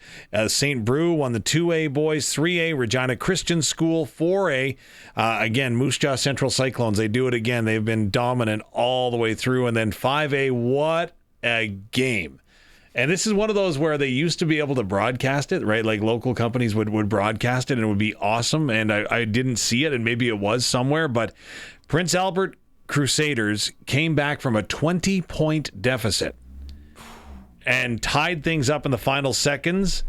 And then the game would go to overtime and they would fall to Saskatoon Holy Cross 102-97. Wow. But 20 points they made up in the fourth quarter or second half. It was awesome. Really cool. So congratulations to the volunteers. Congratulations to all the winners. And if you missed any of them, go to sportscage.com. They are all there.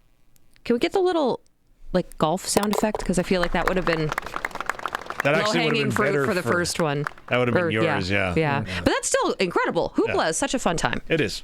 I got lots of celebration buttons. Oh, and before we go over to you, Colson, real quick, I did also want to give a shout out. Rob Vanstone. It's his birthday today. Oh, Rob Vanstone, yes. He is filled with so much incredible knowledge. That guy deserves a clutch performer, too. Happy, 25th birthday, Rob? 26. Oh. 26. So you always aim young. Yeah. Just in case there's that wiggle room to come back up. Can I mention the cool people that he shares a birthday with? Yeah, sure. Robert Sherman, former Seattle Seahawk, is 38. Celine Dion. That's not a bad one. 61. It's a pretty good one. Ian Ziering, who is Steve on Beverly Hills 90210 and does that little shark thing. Yeah, I know exactly what you're talking about. 62 today. And then I never watched that show. I'm sorry. You never watched Beverly Hills 90210? No, you wouldn't have. It was a little before my time. No, it wasn't. It was right at the right time. And then Stanley Kirk Burrell shares a birthday with Rob Vanstone. Stanley Kirk Burrell is 63. Well, the only one among all of those birthday people that gets a clutch performer is Rob. That's it. Well, yeah. I'm not recognizing that last one. Stanley Kirk Burrell? Yeah. That's not abnormal for me on this show. No. But Stanley Kirk Burrell is his real name. Okay. He actually is the rapper MC Hammer. Oh. You can't touch this. Oh, okay. You know what? I'm pretty sure that I've seen Rob dance to that song. Why not? They share a birthday. Well, and we were even talking about this before we got on air. I had no idea who that was either. And Candy's favorite artist next to Celine Dion. I was just under the impression MC Hammer was his name all along. Like that was on his birth certificate, right? You thought...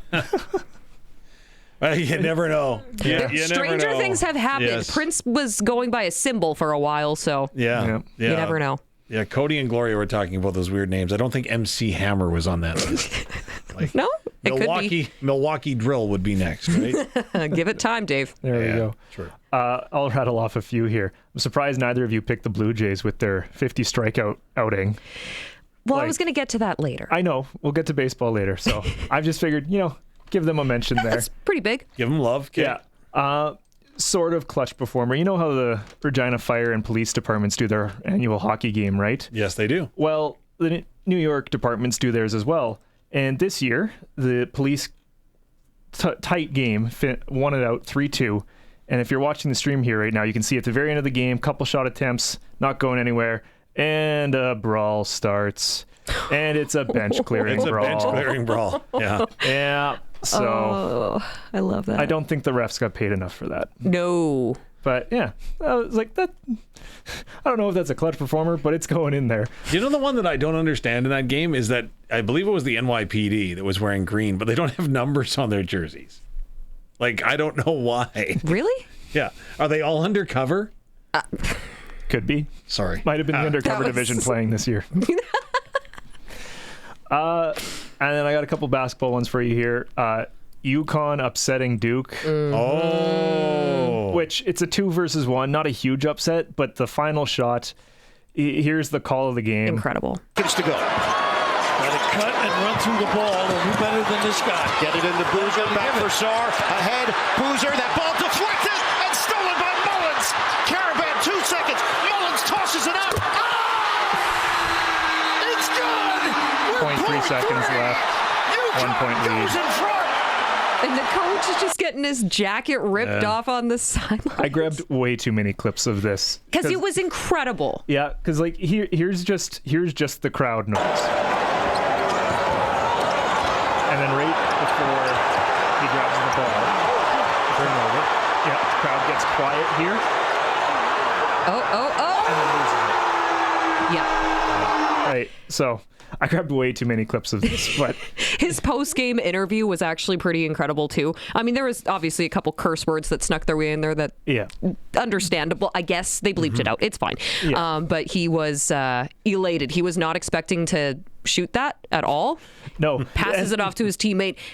Forgetting who. He got the tip, then got the steal, passes it off, gets it back, shoots the game winner, and it's like, all right. And from the logo, that was more than a like that was behind. Yeah, it was deep. The three. It was very impressive. And a moment that player will never forget. Nope. And now it lives on the internet forever. Forever, yeah. Yeah. And last one, like I said, I grabbed way too many clips here.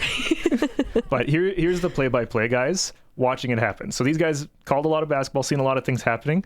Their faces, they are shocked. Mullins tosses it up. They're just dumbfounded. Oh, yeah. This is why you need to watch the stream, because I can't even describe that facial expression. Yeah, and they let the play-by-play guy finish his call. Impossible. And I was like, what? March means drama. The deflection, the reaction, and then the major Nuggets out of Indiana. They all can shoot. Nyla from deep. Astounding. The one run. Braylon Mullins. Wait for it. What a play. All Duke had to hold the ball there. Absolutely. And I'm like, and just dropping the obvious take right there. All they had to do was hold the ball. I'm like, perfect. Thanks, buddy. Well, you could tell he looked like he was going to faint. Yeah. The second broadcaster there, yeah, I was a little concerned when he leaned back in his chair. Kind of looked like he was going to hit the floor. Yeah. So that was my first basketball one. And then if you're a Raptors fan, Raptors had a big win over the Orlando Magic. I think it's their... I can't do math quick. That's what, 52 points?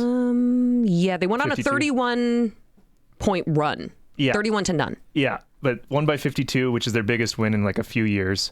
And then 31-point run straight, which is an NBA record, which is just nuts.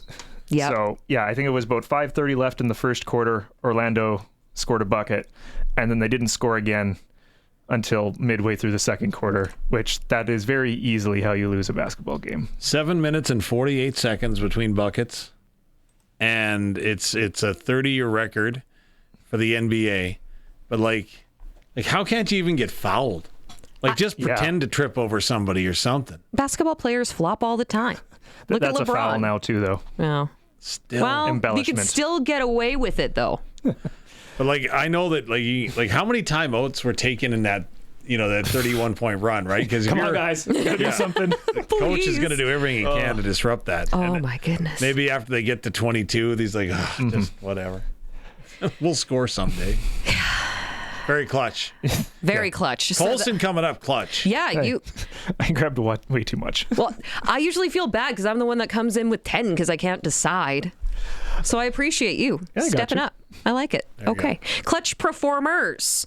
Brought to you by Keln Solar. You know that they can help with your livestock opportunity, but now book your solar quotes for your home, farm, or cabin. Save money with the local company, Keln Solar in Lumsden. Before we go, just talking basketball real quick there. I have a dilemma. So I'm in a couple fantasy basketball leagues, big whoop.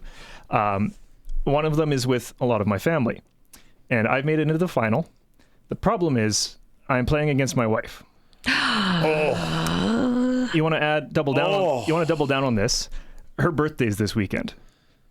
Now, she is also the person where if I just sat everybody, she would be very mad at me for not trying, right? Yeah. So I have to make this competitive, but not win. Exactly. So I'm in a pickle right now. So, any advice? Prairie Land Rentals text line. That's exactly what I was going to say, man. 306-936-6262. What in the world is Colson going to do in this dilemma? Wife's birthday this week, facing her in the final. Are you confident in your team beating hers if you were to try? Also, does she listen to the show? She does. There's a good chance she's hearing this right now. So she's going to be mad at that right away. Potentially. Because you've already discussed the fact that you're going to flop, so that's not good. You should have kept that to yourself. I'm presenting the opportunities that are available to me and asking for advice on which ones would be best. I was the best team in this league. Part of that is just due to the fact that I pay attention and put my players in. So, do I have the best team? Maybe not, but... How much trouble will you be in if you just win? I don't know. Like that is such a scales of justice kind of thing, right? Like the one scale, like if I flop, like you'll be happy, I won't, but you'll be happy, and if you're happy, I'm happy. But then the other side is that if I flop and then you call me on it, then you're not going to be happy, and I'll be happy that Idea just came to me. What if we both pulled all our players and we tied? Ties but what's the fun in that? Right. You know what? I'll tell you right now. This discussion would never happen in the Thomas household because it's all out blood, eye for an eye. No matter what we're doing, the competition is on. Like I double skunked her. Yeah, so what? She was in labor, but still, I double skunked her on January the 3rd, 2005, and it was the biggest beating that I have ever administrated to my wife because it was just absolutely immaculate the way I played the cards. And do you continue to hear about this? Oh heck, I bring it up. Yeah. So I would hear it up. Absolutely. Okay. So what? Little contraction here, there. It's fine. 15-2, 15-4, suck it up. Yeah, focus. Yeah, I would not go easy at all. Okay. Absolutely not. When it comes to me and my partner, Dane, no. I'd kick his, you know what? 306-936-6262. There we go. What should Colson do? Let us know. let us know. Let's take a quick break. We'll come back on the other side, see what people have to say. This is the SportsCage. It's on the home of local sports, 620 CKRM, and streaming at sportscage.com. In the SJHL playoffs, you got the Yorkton Terriers traveling to Melville, facing the Millionaires at 7 o'clock tonight. Terriers up in the best-of-7 series, 3-2. Now, the winner of that series will be playing the Flin Flon Bombers. Nipawin Hawks in Weyburn taking on the Red Wings. And, of course, Weyburn is in front in that series, 3-2 as well. Battleford's North Stars are awaiting the winner of that series. And World Men's Curling Championship, Canada back in the win column. Matt Dunstone and his Winnipeg rink rolled to a 9-2 win over Portland earlier this morning. Or Poland. Portland? That's all right. Yeah, they pulled away with a big finish that ended the game early. The win now moves Canada to 3-2 with a matchup against Japan coming up at 7 o'clock tonight. NHL regular season, the Flames, they are in Colorado to face the Avs. Interested what the sprinkle could be on that one. Vancouver Canucks in Vegas taking on the Golden Knights. Tortorella making his debut. Interesting. Yeah, that should be fun. We'll see.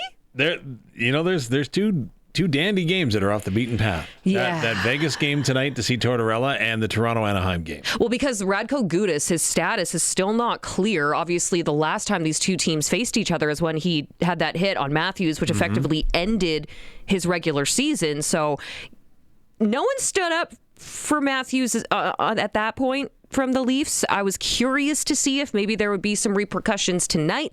The more and more Leafs fans I talk to, I don't think that's going to happen, but it would be an interesting storyline to watch. But he did get, like Radko Gudas, served his suspensions, and then he was injured. He was in a walking boot, so it's undetermined. I think he's going to be more of a game time decision, but at this point, don't you just sit him? Yeah, I'm pretty sure there might have. Not that the NHL would ever dictate rosters for a game, but might just highly encourage him not to play tonight. Yes, yeah. Major League Baseball regular season got underway last week. Of course, Toronto Blue Jays will now be hosting the Colorado Rockies. 5:07 first pitch, so that's coming up here pretty quickly. Pons will be on the mound to make his Jays debut. And it is official. The Super Bowl is heading back to Las Vegas in 2029. It comes as a surprise to absolutely no one. SportsCage.com poll. Let's go back quick to that John Tortorella going to the Vegas Golden Knights after the Cassidy firing. Do you think that's going to help them being in a playoff spot right now? 8 games left in the regular season. Was it necessary? Vote right now. You can go to sportscage.com. That was your sports ticker, brought to you by Extreme Hockey and Sport. By the way, you can always join in that conversation on the Prairie Land Rentals text line at any point. Just so you know, Gudas is playing. They're confirmed now? Yep. And he has been quoted to say, "I have to play," and he will stand behind his mistakes. Oh. So this might have just got a little bit more interesting. I wonder how many Toronto Marlies that stand over 6'6" have been called up from the minors for the game. Just throwing that out there. Yeah, I don't expect anything to really happen or go down tonight, but the fact that he's in, I'm going to have to check that one out now. There's no way I'm missing that. Probably nothing that's going to go down. Do we do sprinkle of the day here now? Oh, well, you know what? We'll take a break. We'll get Crofty on the line. He's right there. I got him. Oh, he's here. Well, sorry, Colson. Sorry, Crofty. I didn't mean to leave you hanging. No worries. Dan Croft Electric, of course, joining us on the line. So I'm kind of glad that I'm not in this NASCAR pool because I feel like I would be doing awful at this point. Yeah. You guys are having a little bit of a rough show, too. I was listening earlier, and it sounded like I heard Dave say he beats his wife. At crib. In cribbage, Dan. In cribbage. Okay, yep. The phones are ringing. Context is everything. HR is standing outside the door. Perfect. Thanks, Crofty. You bet. Well, I kind of owe you one. Like we have a little beef again. Seeing as you're calling me Crofty again. Well, see, I was filling in, and I mistakenly on Thursday I just got. You know what? Because I looked so highly upon you, everyone in my world is Crofty, and so Sharky became Crofty for a couple of segments. Oh. Yeah, I don't know. I'm not. I don't have the stream in front of me. I'm on my cell phone, but like that picture of me is usually up there on the stream. Yeah, and nice blue Croft Electric shirt. Yeah, and then picture Sharky. So quite a different look. Now, to be fair, you made Sharky's day. He phoned me right after and was so happy. So, yeah. So it's like, I guess we'll take that as a positive. We should just Photoshop Sharky's face on that picture. Oh, don't give Colson any ideas. Oh, no. But you know what? We should talk a little bit about what you have to offer at Croft Electric. But first, I had a quick question for you. I've owned a couple of older houses, Crofty, and I have seen some interesting DIY hacks in homes. Are there any crazy ones in the Regina, Lumsden area that you've seen and you wish people just would stop trying to do themselves? Well, without, actually throwing what I call weekend warriors or, those DUI husbands that are not DUI. That's a whole other thing. Those husbands that try and do the work. Well, they might be DUI. They might have had a few pints when they were trying to wire stuff up. I guess I'm just following. We all are tongue-tied today, eh? I'm Portland and all the things. Oh, man. No, I'm all distracted. For sure. Call us. Let our professionals come in and fix those problems. Let us take, and that's the thing is, these guys and girls that are out there trying to do their own projects, do what you're good at. That's what we always say about the farmers and ranchers and all that kind of stuff. Do what you're good at. And, kind of the same mindset I have with what things like, I'm not a good mechanic, so I take my truck out to somebody else to work on it. Let the professionals do what they're good at, and you do what you're good at. So, I think I saved that. I'm still tongue-tied over here.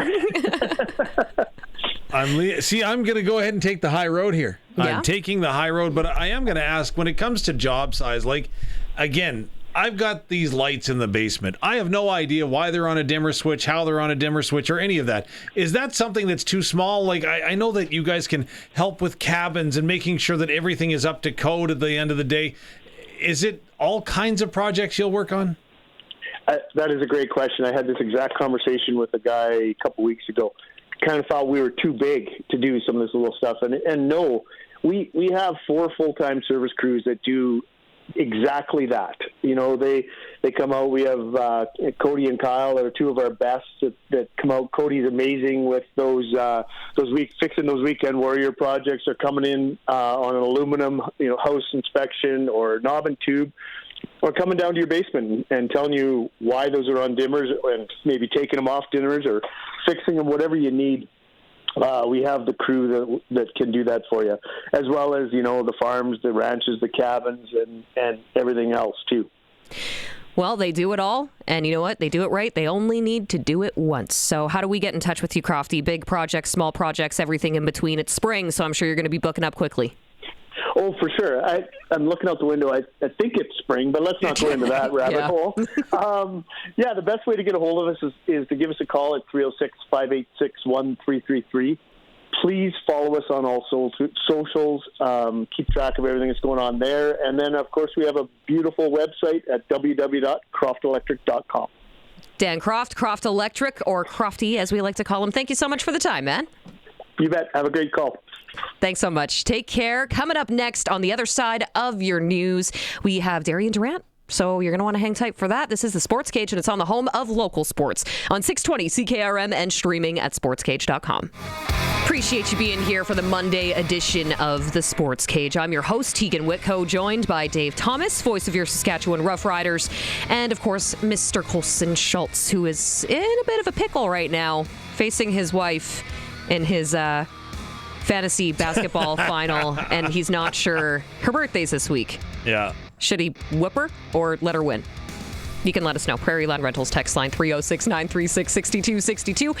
Of course, the show brought to you by Smoke'em Diesel. For all your diesel parts and repair needs, contact Smoke'em Diesel. Genuine OEM replacement diesel parts. They do not sell junk. And I think we should probably just take a quick look at our sprinkle of the day here. It's brought to you by Sports Select. This is an opportunity to get in on more of the sports action. It's as easy as going to their website. Do it on your phone, sportselect.com. Make your picks, generate your QR code, go to your local lotto spot retailer, and boom, submit. Every bet 100% legal with a chance of winning cash in hand. Sports Select, when you're ready to play or bet on the original. You got to be 18 plus and you must play responsibly. And they do have futures too, but I want to start with tonight's game between the Toronto Blue Jays and Colorado Rockies, I have a pretty good idea who the favorite's going to be here, but we'll see if I'm wrong. It has to be the Jays, doesn't it? It would have to be, especially coming off of opening series 3-game sweep over the A's, which, granted, a lot of people are calling the start of their season soft. I don't necessarily agree. I think the Athletics are going to be one of those teams that surprises people a bit. Athletics are going to score some runs this year, I believe. Oh, yeah, I think so. Yeah, so Toronto, again, off. Let's face it, the Rockies have been awful lately. But the last couple seasons, they always can surprise. They always can surprise. So there's that.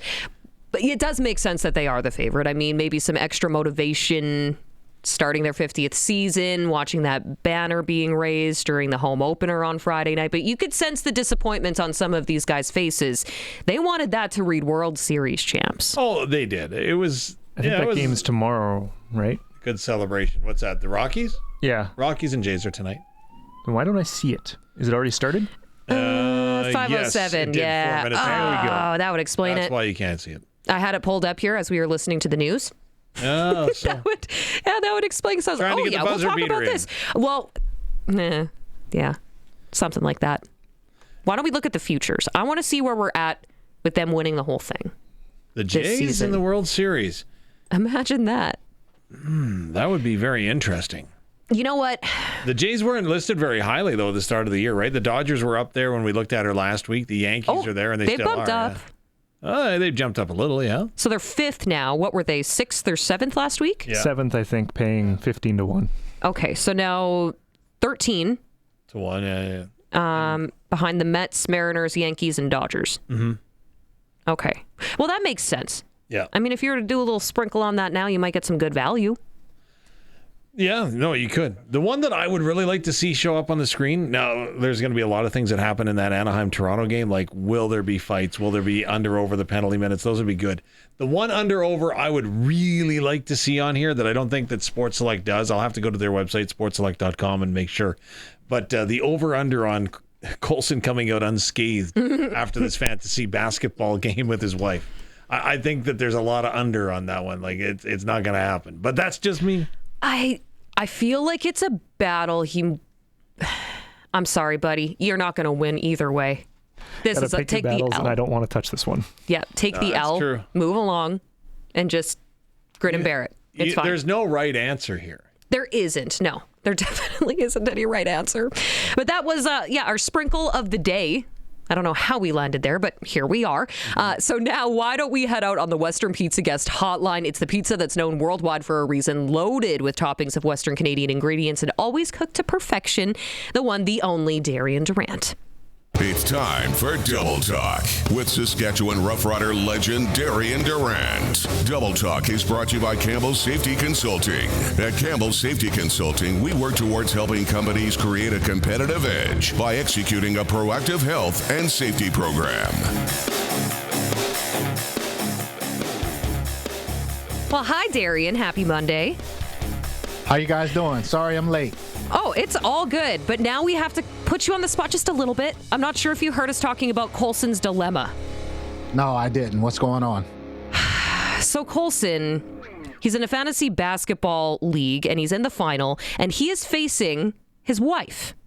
Oh, my gosh. Her birthday is also this week. Darian, what in the world does this guy do? I feel like it's a lose-lose. Is he tanking? No. I mean, look, if you're a competitor, then you win by any means necessary, and then you apologize later, right? I mean, that's just my mentality. I'll just tell her, look, babe, I get that, it's your special day and all that good stuff, but I'm such a competitor. I want to win at any and everything. So that's just me. But if you want peace in your household, or if she's a little feisty, then you may want to give it up to her. Can I just I'd just like to go ahead and once again mention that January the 5th, 2005, I double skunked my wife in crib. Yes, the contractions were 27 minutes apart, but there you go. My gosh. I was just going to say, can I get this in writing just so I have evidence on my side A too? permission slip from Darian? So you're going to put me on the spot and say Darian told me to do that. Just gave permission. Hey, Colson, it's amazing what a couple of presents can do to soften the blow after the fact. Exactly. Well, the CFL Combine was just in Edmonton this weekend, Darian, and prior to that, there was an announcement made. Of course, they had some awards to hand out prior to. One of them being Coach of the Year. Saskatchewan Roughriders head coach Corey Mace takes home the hardware. And how much of a no-brainer was that to you? Oh, 100% no-brainer. I think what he's done since he's been the head coach of the Riders has just been phenomenal. And then last year, dealing with injuries, so many injuries, especially to the defensive backfield. And then, Trevor was a little banged up halfway through the season. For him to manage to go through that, keep the team playing at a high level, and then building enough cushion throughout the season to secure a home playoff game to make sure that you can kind of raise the percentage of you getting to Cup, because if you can get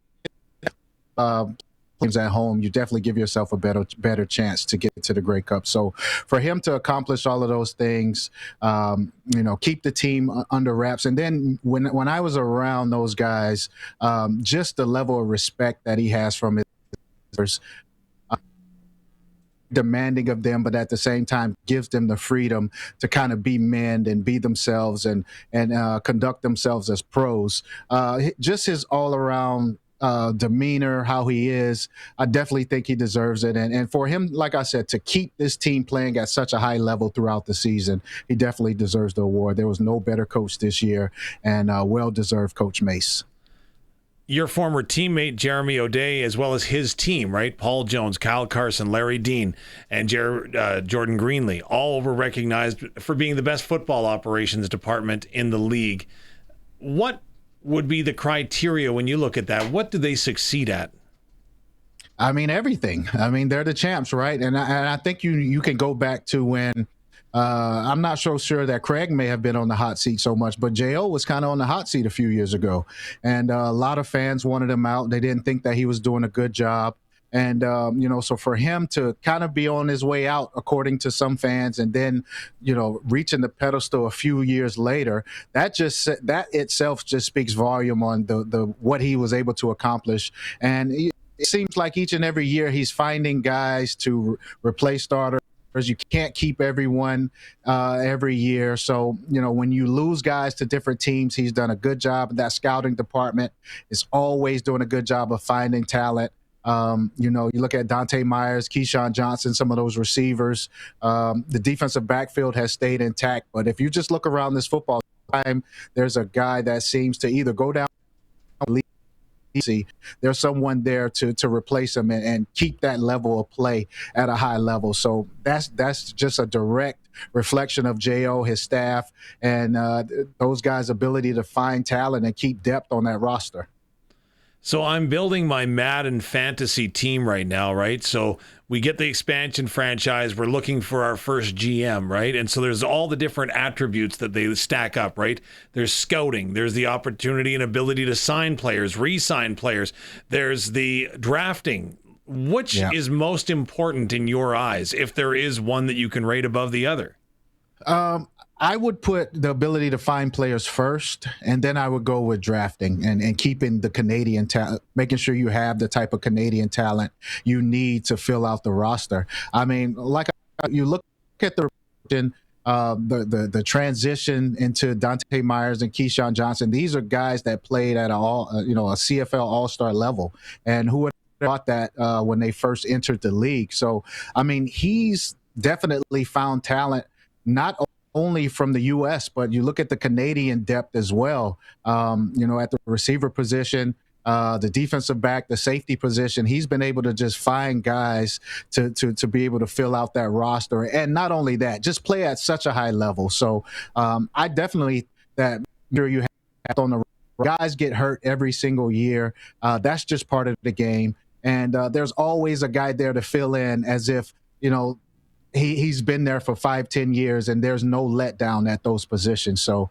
him being my former teammate, and then, me having to deal with him directly with contract negotiations and all, it's weird. But I've been in all facets of the game with Jo. I've been his teammate, and then I've dealt with him as an assistant GM, and now seeing him as the GM and having the success he's having now is just amazing to see. It's not always a smooth transition. You know what I mean? From whether it's player to coach or player to management, Jo seems to have done it well. I can't imagine. How did that transformation look in your eyes? Like you mentioned, you had to negotiate a contract with the guy.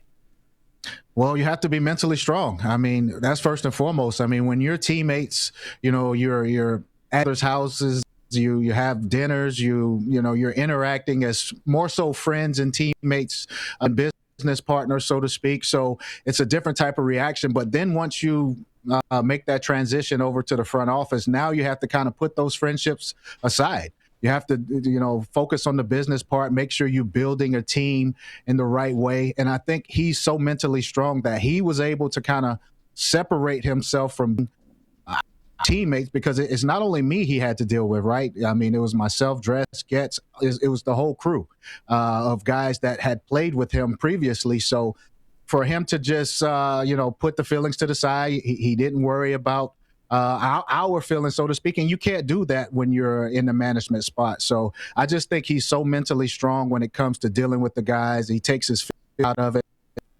That's for the team. And that's the only way you can have success as a GM, is if you just kind of take those personal feelings out, how you feel about a player, whatever relationship you've built with the guys.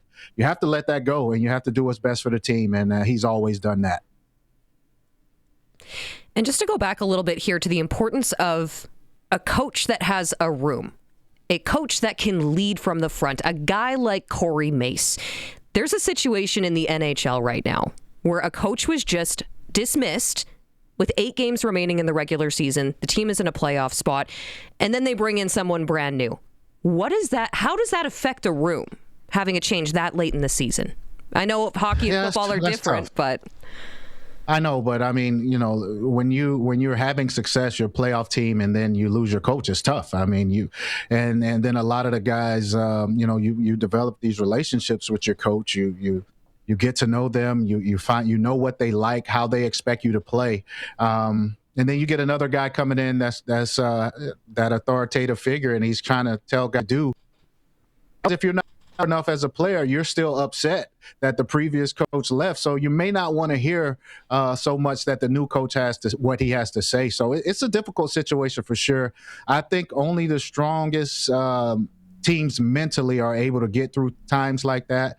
And I think the more experience you get, the older you get, more things you go through as a professional, then you kind of understand that that's just part of the business. You can't let it affect you.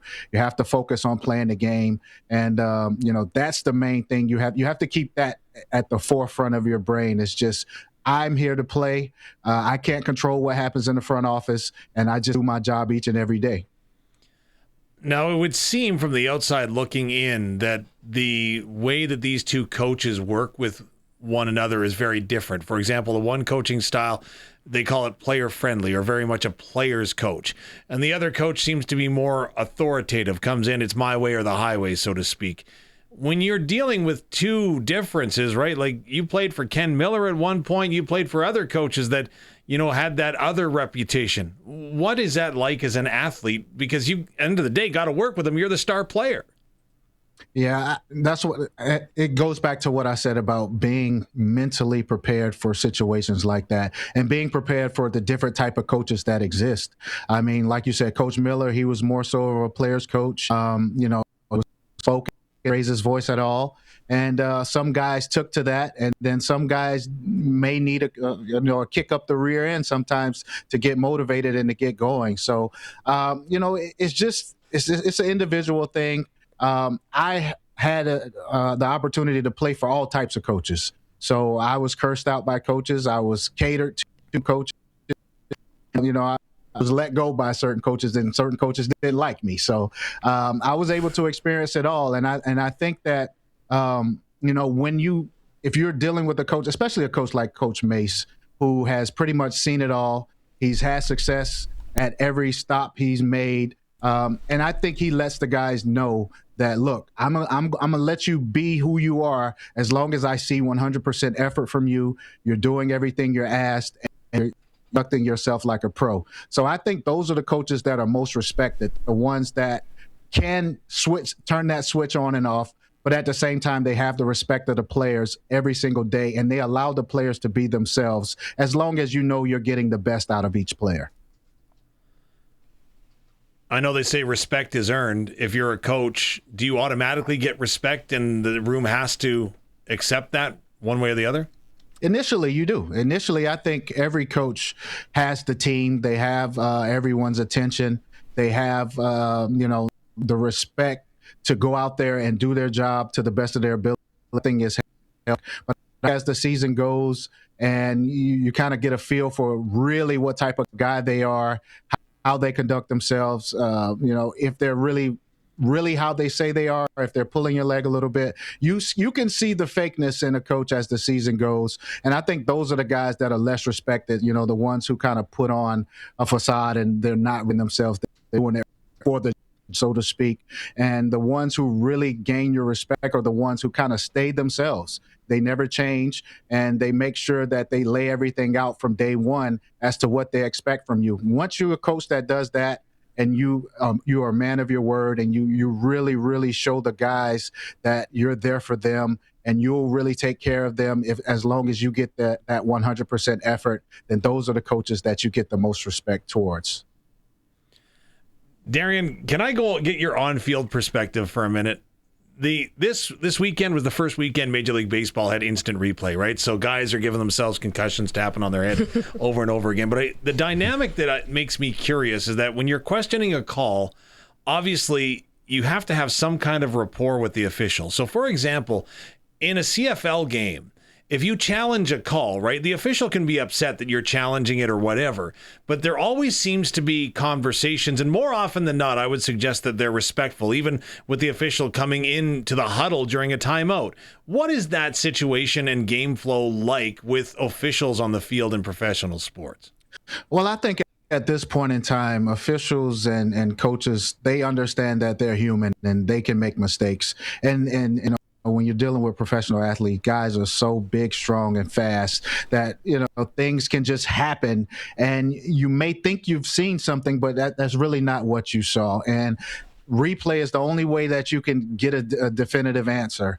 So, I think as far as football refs go, they understand that they can't see it all. There are different angles. If you think about, a 6'7", 330-pound offensive lineman, the referee's trying to kind of look through those guys and see what's going on, holding penalties or hands to the face or things like that. So you can make mistakes. So I don't think any pride comes into play with the officials. They understand how fast the game moves. They understand that they're human, and mistakes always happen. And I think as far as football goes, over time, we've seen that replay is needed in most cases. Especially, I've never liked the pass interference replay. I think that, that sometimes that, unless it's egregious and it's just obvious, but I these touchy fouls and things like that, I don't really like how you can go back and check that out. But, it's just part of being human, and all humans make mistakes. And I think that a lot of officials understand that. So occasionally there's a disagreement, right? Of course. So only occasionally. But in your experience, can those disagreements carry over like game to game, week to week? I may not see official XYZ for 3 more weeks, but then I see them again. They're still holding a grudge against me because of a perceived missed call, or does that stuff just get washed away at the pro level? Well, look, I think these guys love their jobs enough that they don't want to hold any grudges and make a wrong call and then lose their jobs, right? That can happen if you kind of keep these feelings inside and you want to retaliate against a coach or something like that. I think their job is a lot more important than get back, so to speak. But at the same time, though, as a coach, when you go into a game, when we used to have meetings the day before the game, we would get the list of officials, and the coach lets the team know, look, this guy is he calls a lot of holding penalties, or this guy has a short fuse and he'll call an unsportsmanlike conduct if you just say the wrong thing. And then other officials will let you get away with a lot more. So coaches do a good job of looking at the officiating list, the guys, and what their tendencies are, and they let us know pre-game, so we know going into that game, that this referee has a short fuse. He'll throw a flag quickly, or maybe you can get away with a little bit more with this official. So going in willing with the into. Well, before we let you go here, Darian, I gotta ask, March Madness this weekend, Final Four. Did you catch the UConn buzzer beater to knock out Duke? Oh my goodness. Absolutely. Break that down. Yeah, absolutely. Well, first and foremost, as a UNC guy, there's no better feeling in the world than to see Duke lose in such heartbreaking fashion. I mean, especially them being up 15 points. And, I think that all they had to do was hold the ball. They try to advance the ball up court, get it stolen, and then for a shot to be from almost half court to just crush Duke. It just made me feel so good inside. So I'm so happy about that. Thank goodness UConn took care of the Dukies, because there's been a lot of talk since we fired our head basketball coach this past week about how we've kind of fallen off as one of the big-time programs in basketball, in college basketball. So to see Duke go down, it was a great feeling. But aside from that, it was a great game, and that's what March Madness is about, man. It's about the buzz. It's about neutral courts, no home court advantage, and anything can happen. And that's exactly what we saw.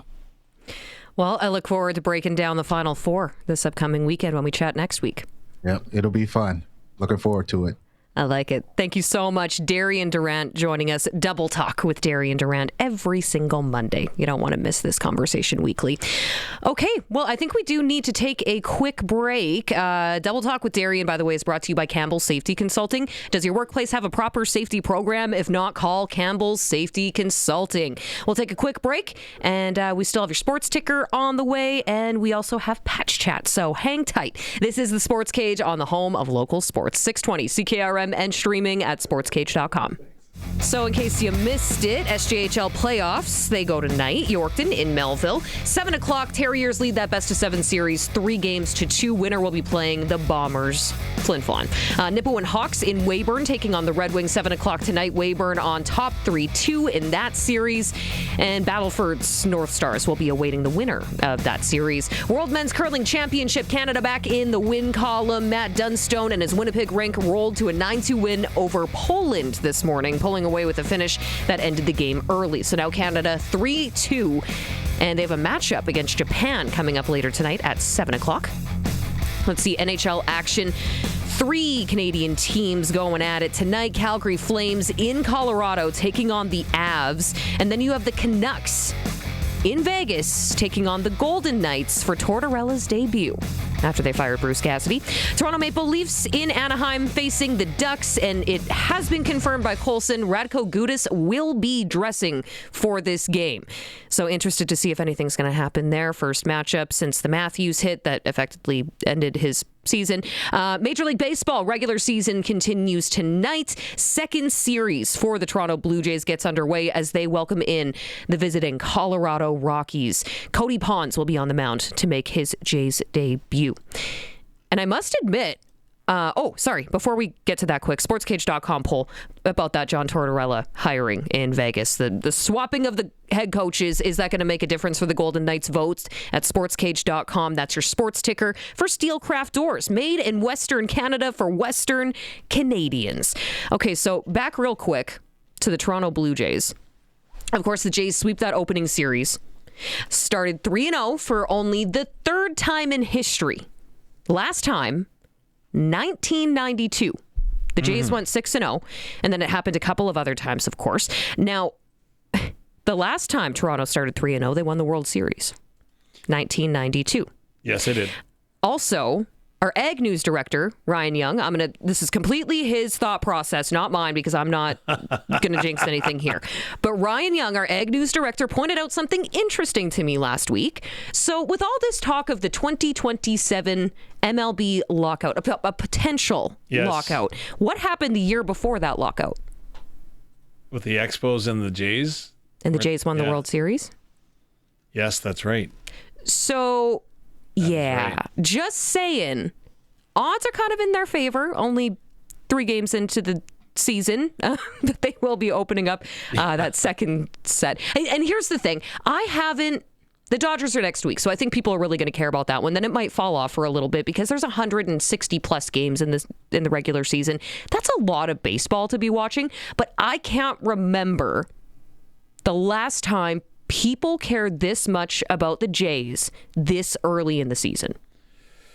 Ooh, you raise a great point. You're right. Jays' popularity is, I won't say all-time high, but it's up there. And would you say like that 92 era would have been more so?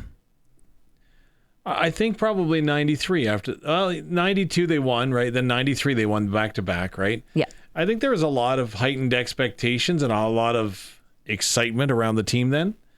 I think 93 was probably higher than 92, even though just because they finally got over the hump and won in 92. But 93, right, they brought in the other guys, right, because Dave Winfield retires, so you bring in Paul Molitor and players like that. So I just think that there's a lot of excitement around Toronto, and I think there's a lot of people that have booked trips to see the Blue Jays play this year in various ballparks. Well, and not to get political here or anything, but a lot of people have been talking about taking more vacations within Canada. Yeah.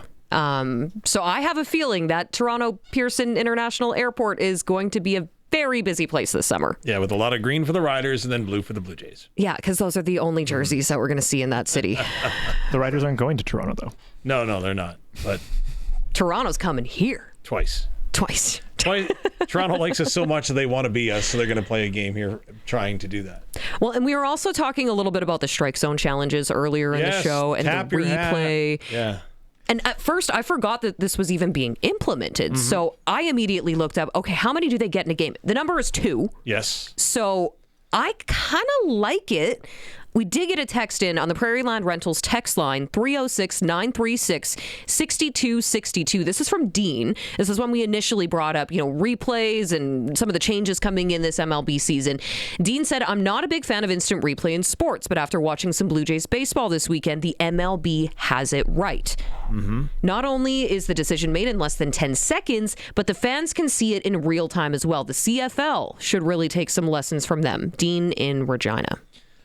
You know what? I was very skeptical about it. Very, very skeptical about it. But I think everyone was. No one likes change. I'm with Dean, and it's 2 incorrect, right? So long as you're right, you can keep going until you get 2 incorrect. So you obviously don't want to blow them in the first inning. But I think it's pretty intriguing, and I'm going to be very curious what the success rate for challenges is. And it's a hard angle too, right? If you're calling it from, I guess you can only have so many people challenge it. It's just the batter, pitcher, or catcher. Yeah, or catcher. So, because I was also thinking logistically, how is that going to work from the dugout? But you need to be, but then you also need to have that trained eye to understand, is that actually out of the strike zone? Because if you get too wrong, you blow it. And what if there is an egregious, poor call made, bottom of the 9th inning, that loses you a game? See, and that's what I love about this. Number one is that you don't get the benches involved because you've got 2 seconds to challenge, right? And the other thing that so they're not involved. And the other thing that I think baseball does wrong is the fact that you can request more challenges late in the ball game, right? So even if you're wrong and you lose your challenge, you can still request one late. But here it's not. It's 2 and you're done. Yeah. So you've got to use that strategically. You've got to trust the guy that's doing it. And again, like I said, I'm going to be curious what the success rate is, because I think it's going to be pretty high, because you're not going to challenge unless you know. Yeah. And you got to be fast. Yeah. Split second. Couple things I've seen on this. When they were doing it in the spring training, trying it out and everything, the Brewers actually set up a system where the bench was helping, which then after one game got cut out. Basically, the bench did the math of, in these specific situations, so it's a 1-1 count, guy on second, whatever, how advantageous is it for us to challenge if it's successful or not, right? They did all of that math and then said, if it's an advantageous challenge in this position, they would put a green card up on the wall for the pitcher, batter, whatever to see. Then if it's not, there would be no card. So they would throw the pitch, they would look up, there's no card, don't challenge here, no matter what you think. If there's a card, you're okay to challenge if you're allowed to, if you think it's worth the challenge. So they did all that math. After one game, MLB's like, no, pitcher, catcher, batter only, no help. Yes. Which I am in favor of. That's how it should be. That's thing one. Thing two, they had to measure all of the players, right, to get all of their strike zones.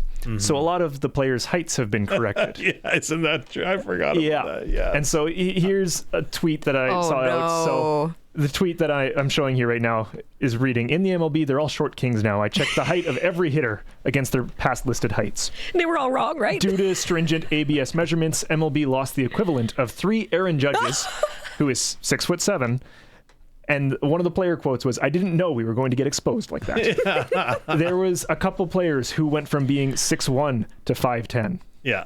And that hurts the ego. Yeah, a little bit. So that's the part where I am laughing out of all of this, which totally understand. You got to get everyone's strike zone. You got to be exact on it. I get that. And the guys are getting exposed. Ouch. And like I say, like, because it's all automated, right? That's great. Like, there's nobody sitting in a replay command center that has to make the call. It's like, no, it's like tennis, right?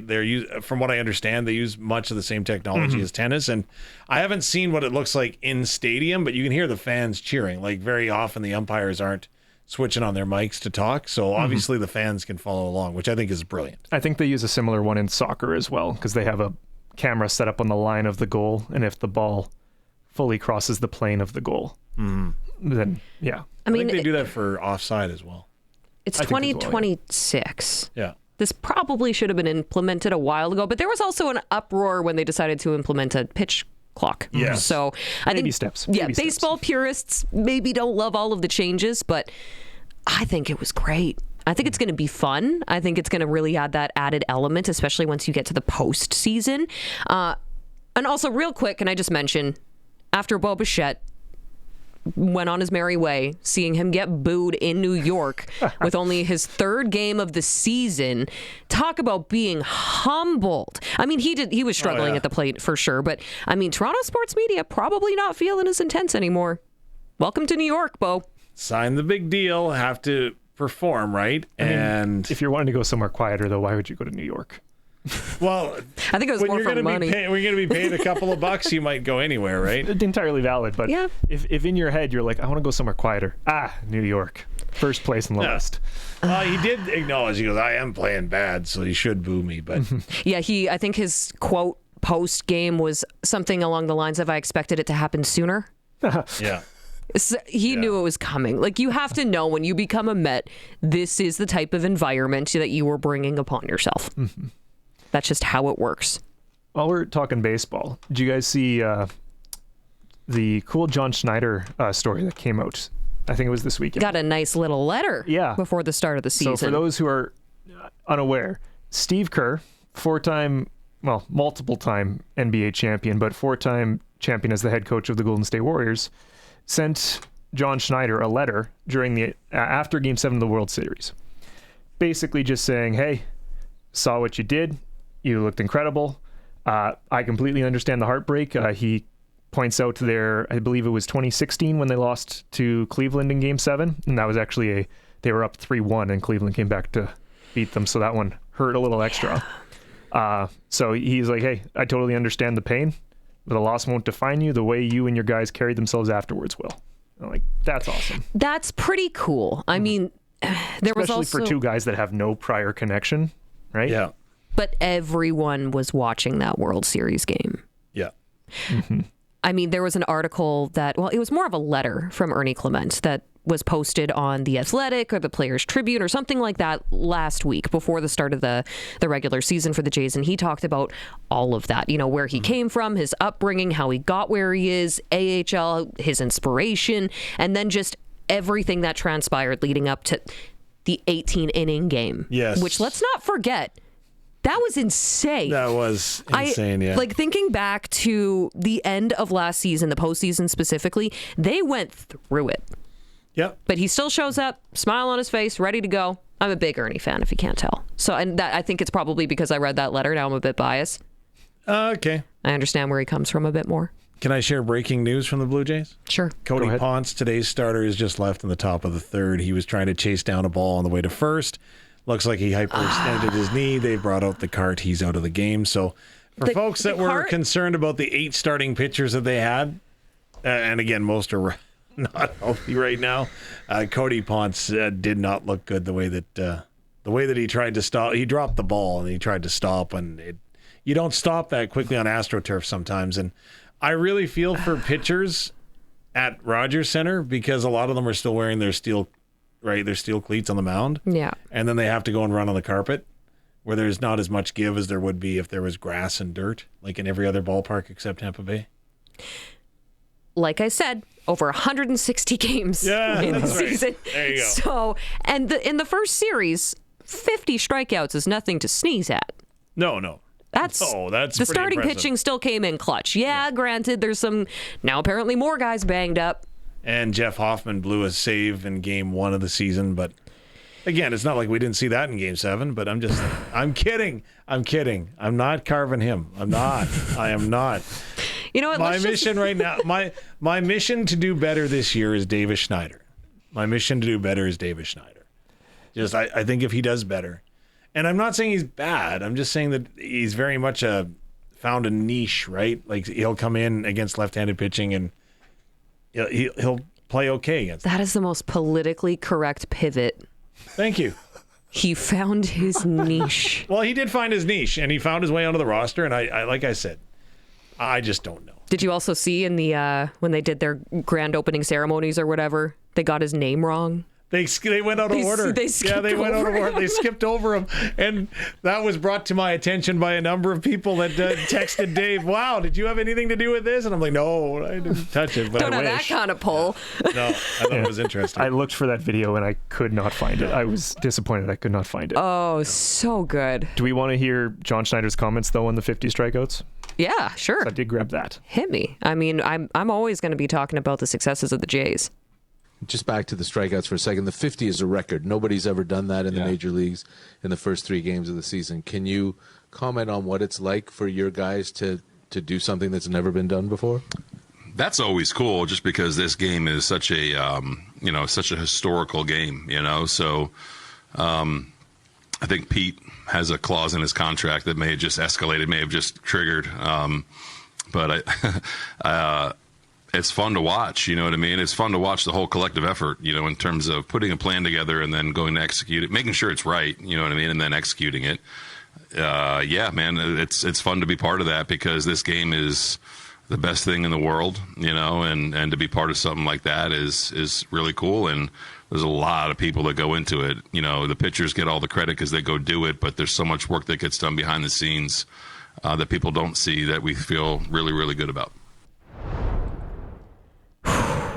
I'm feeling pretty good about this season, too. You know what? Yes, I am optimistic on this season, even though I am having fun at Davis Schneider's expense. Well, some of us are choosing to be positive, Dave. I am Thank positive you, Colson. that Davis Schneider could be our Achilles heel.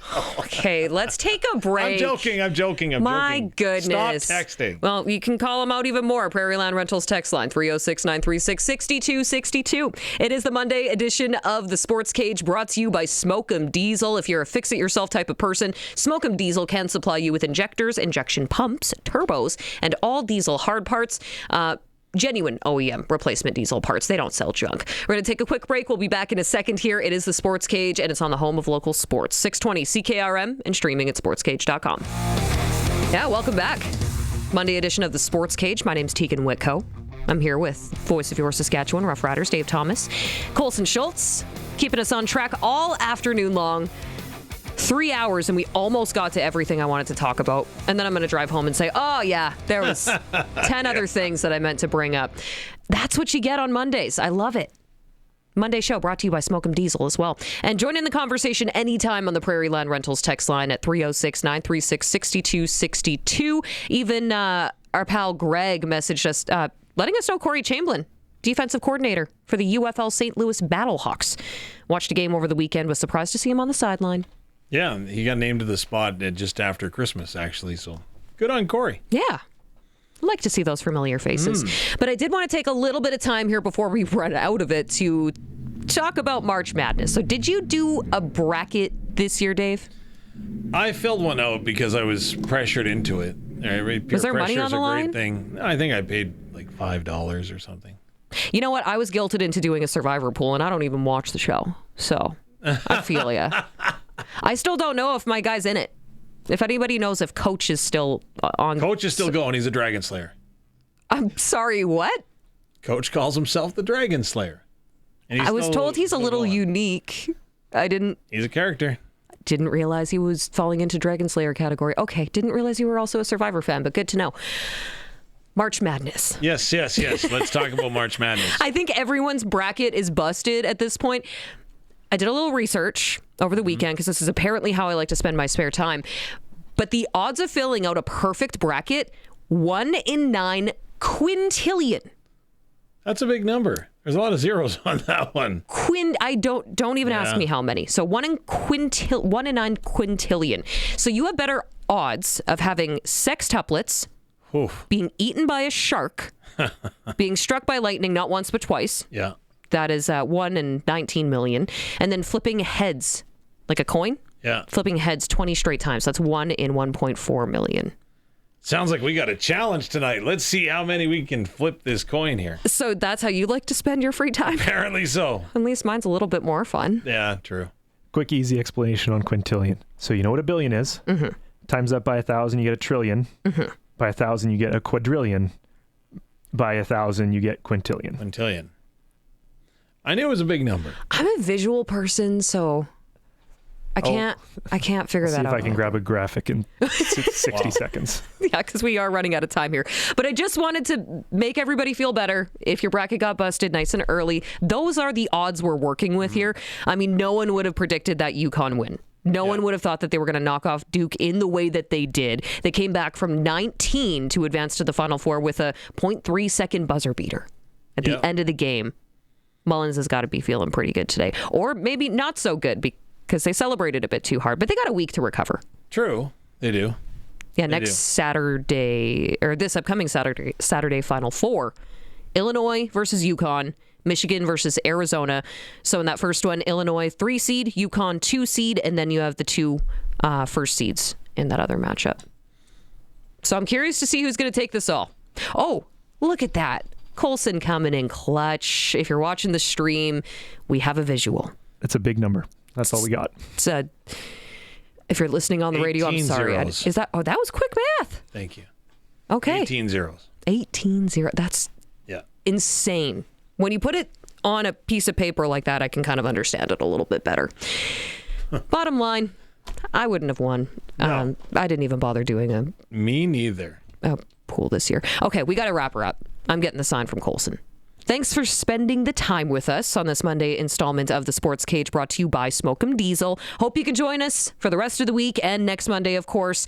Thank you for coming along for the ride. On behalf of Colson and Dave and myself, good night from the Sports Cage studio on the corner of 12th and Rose.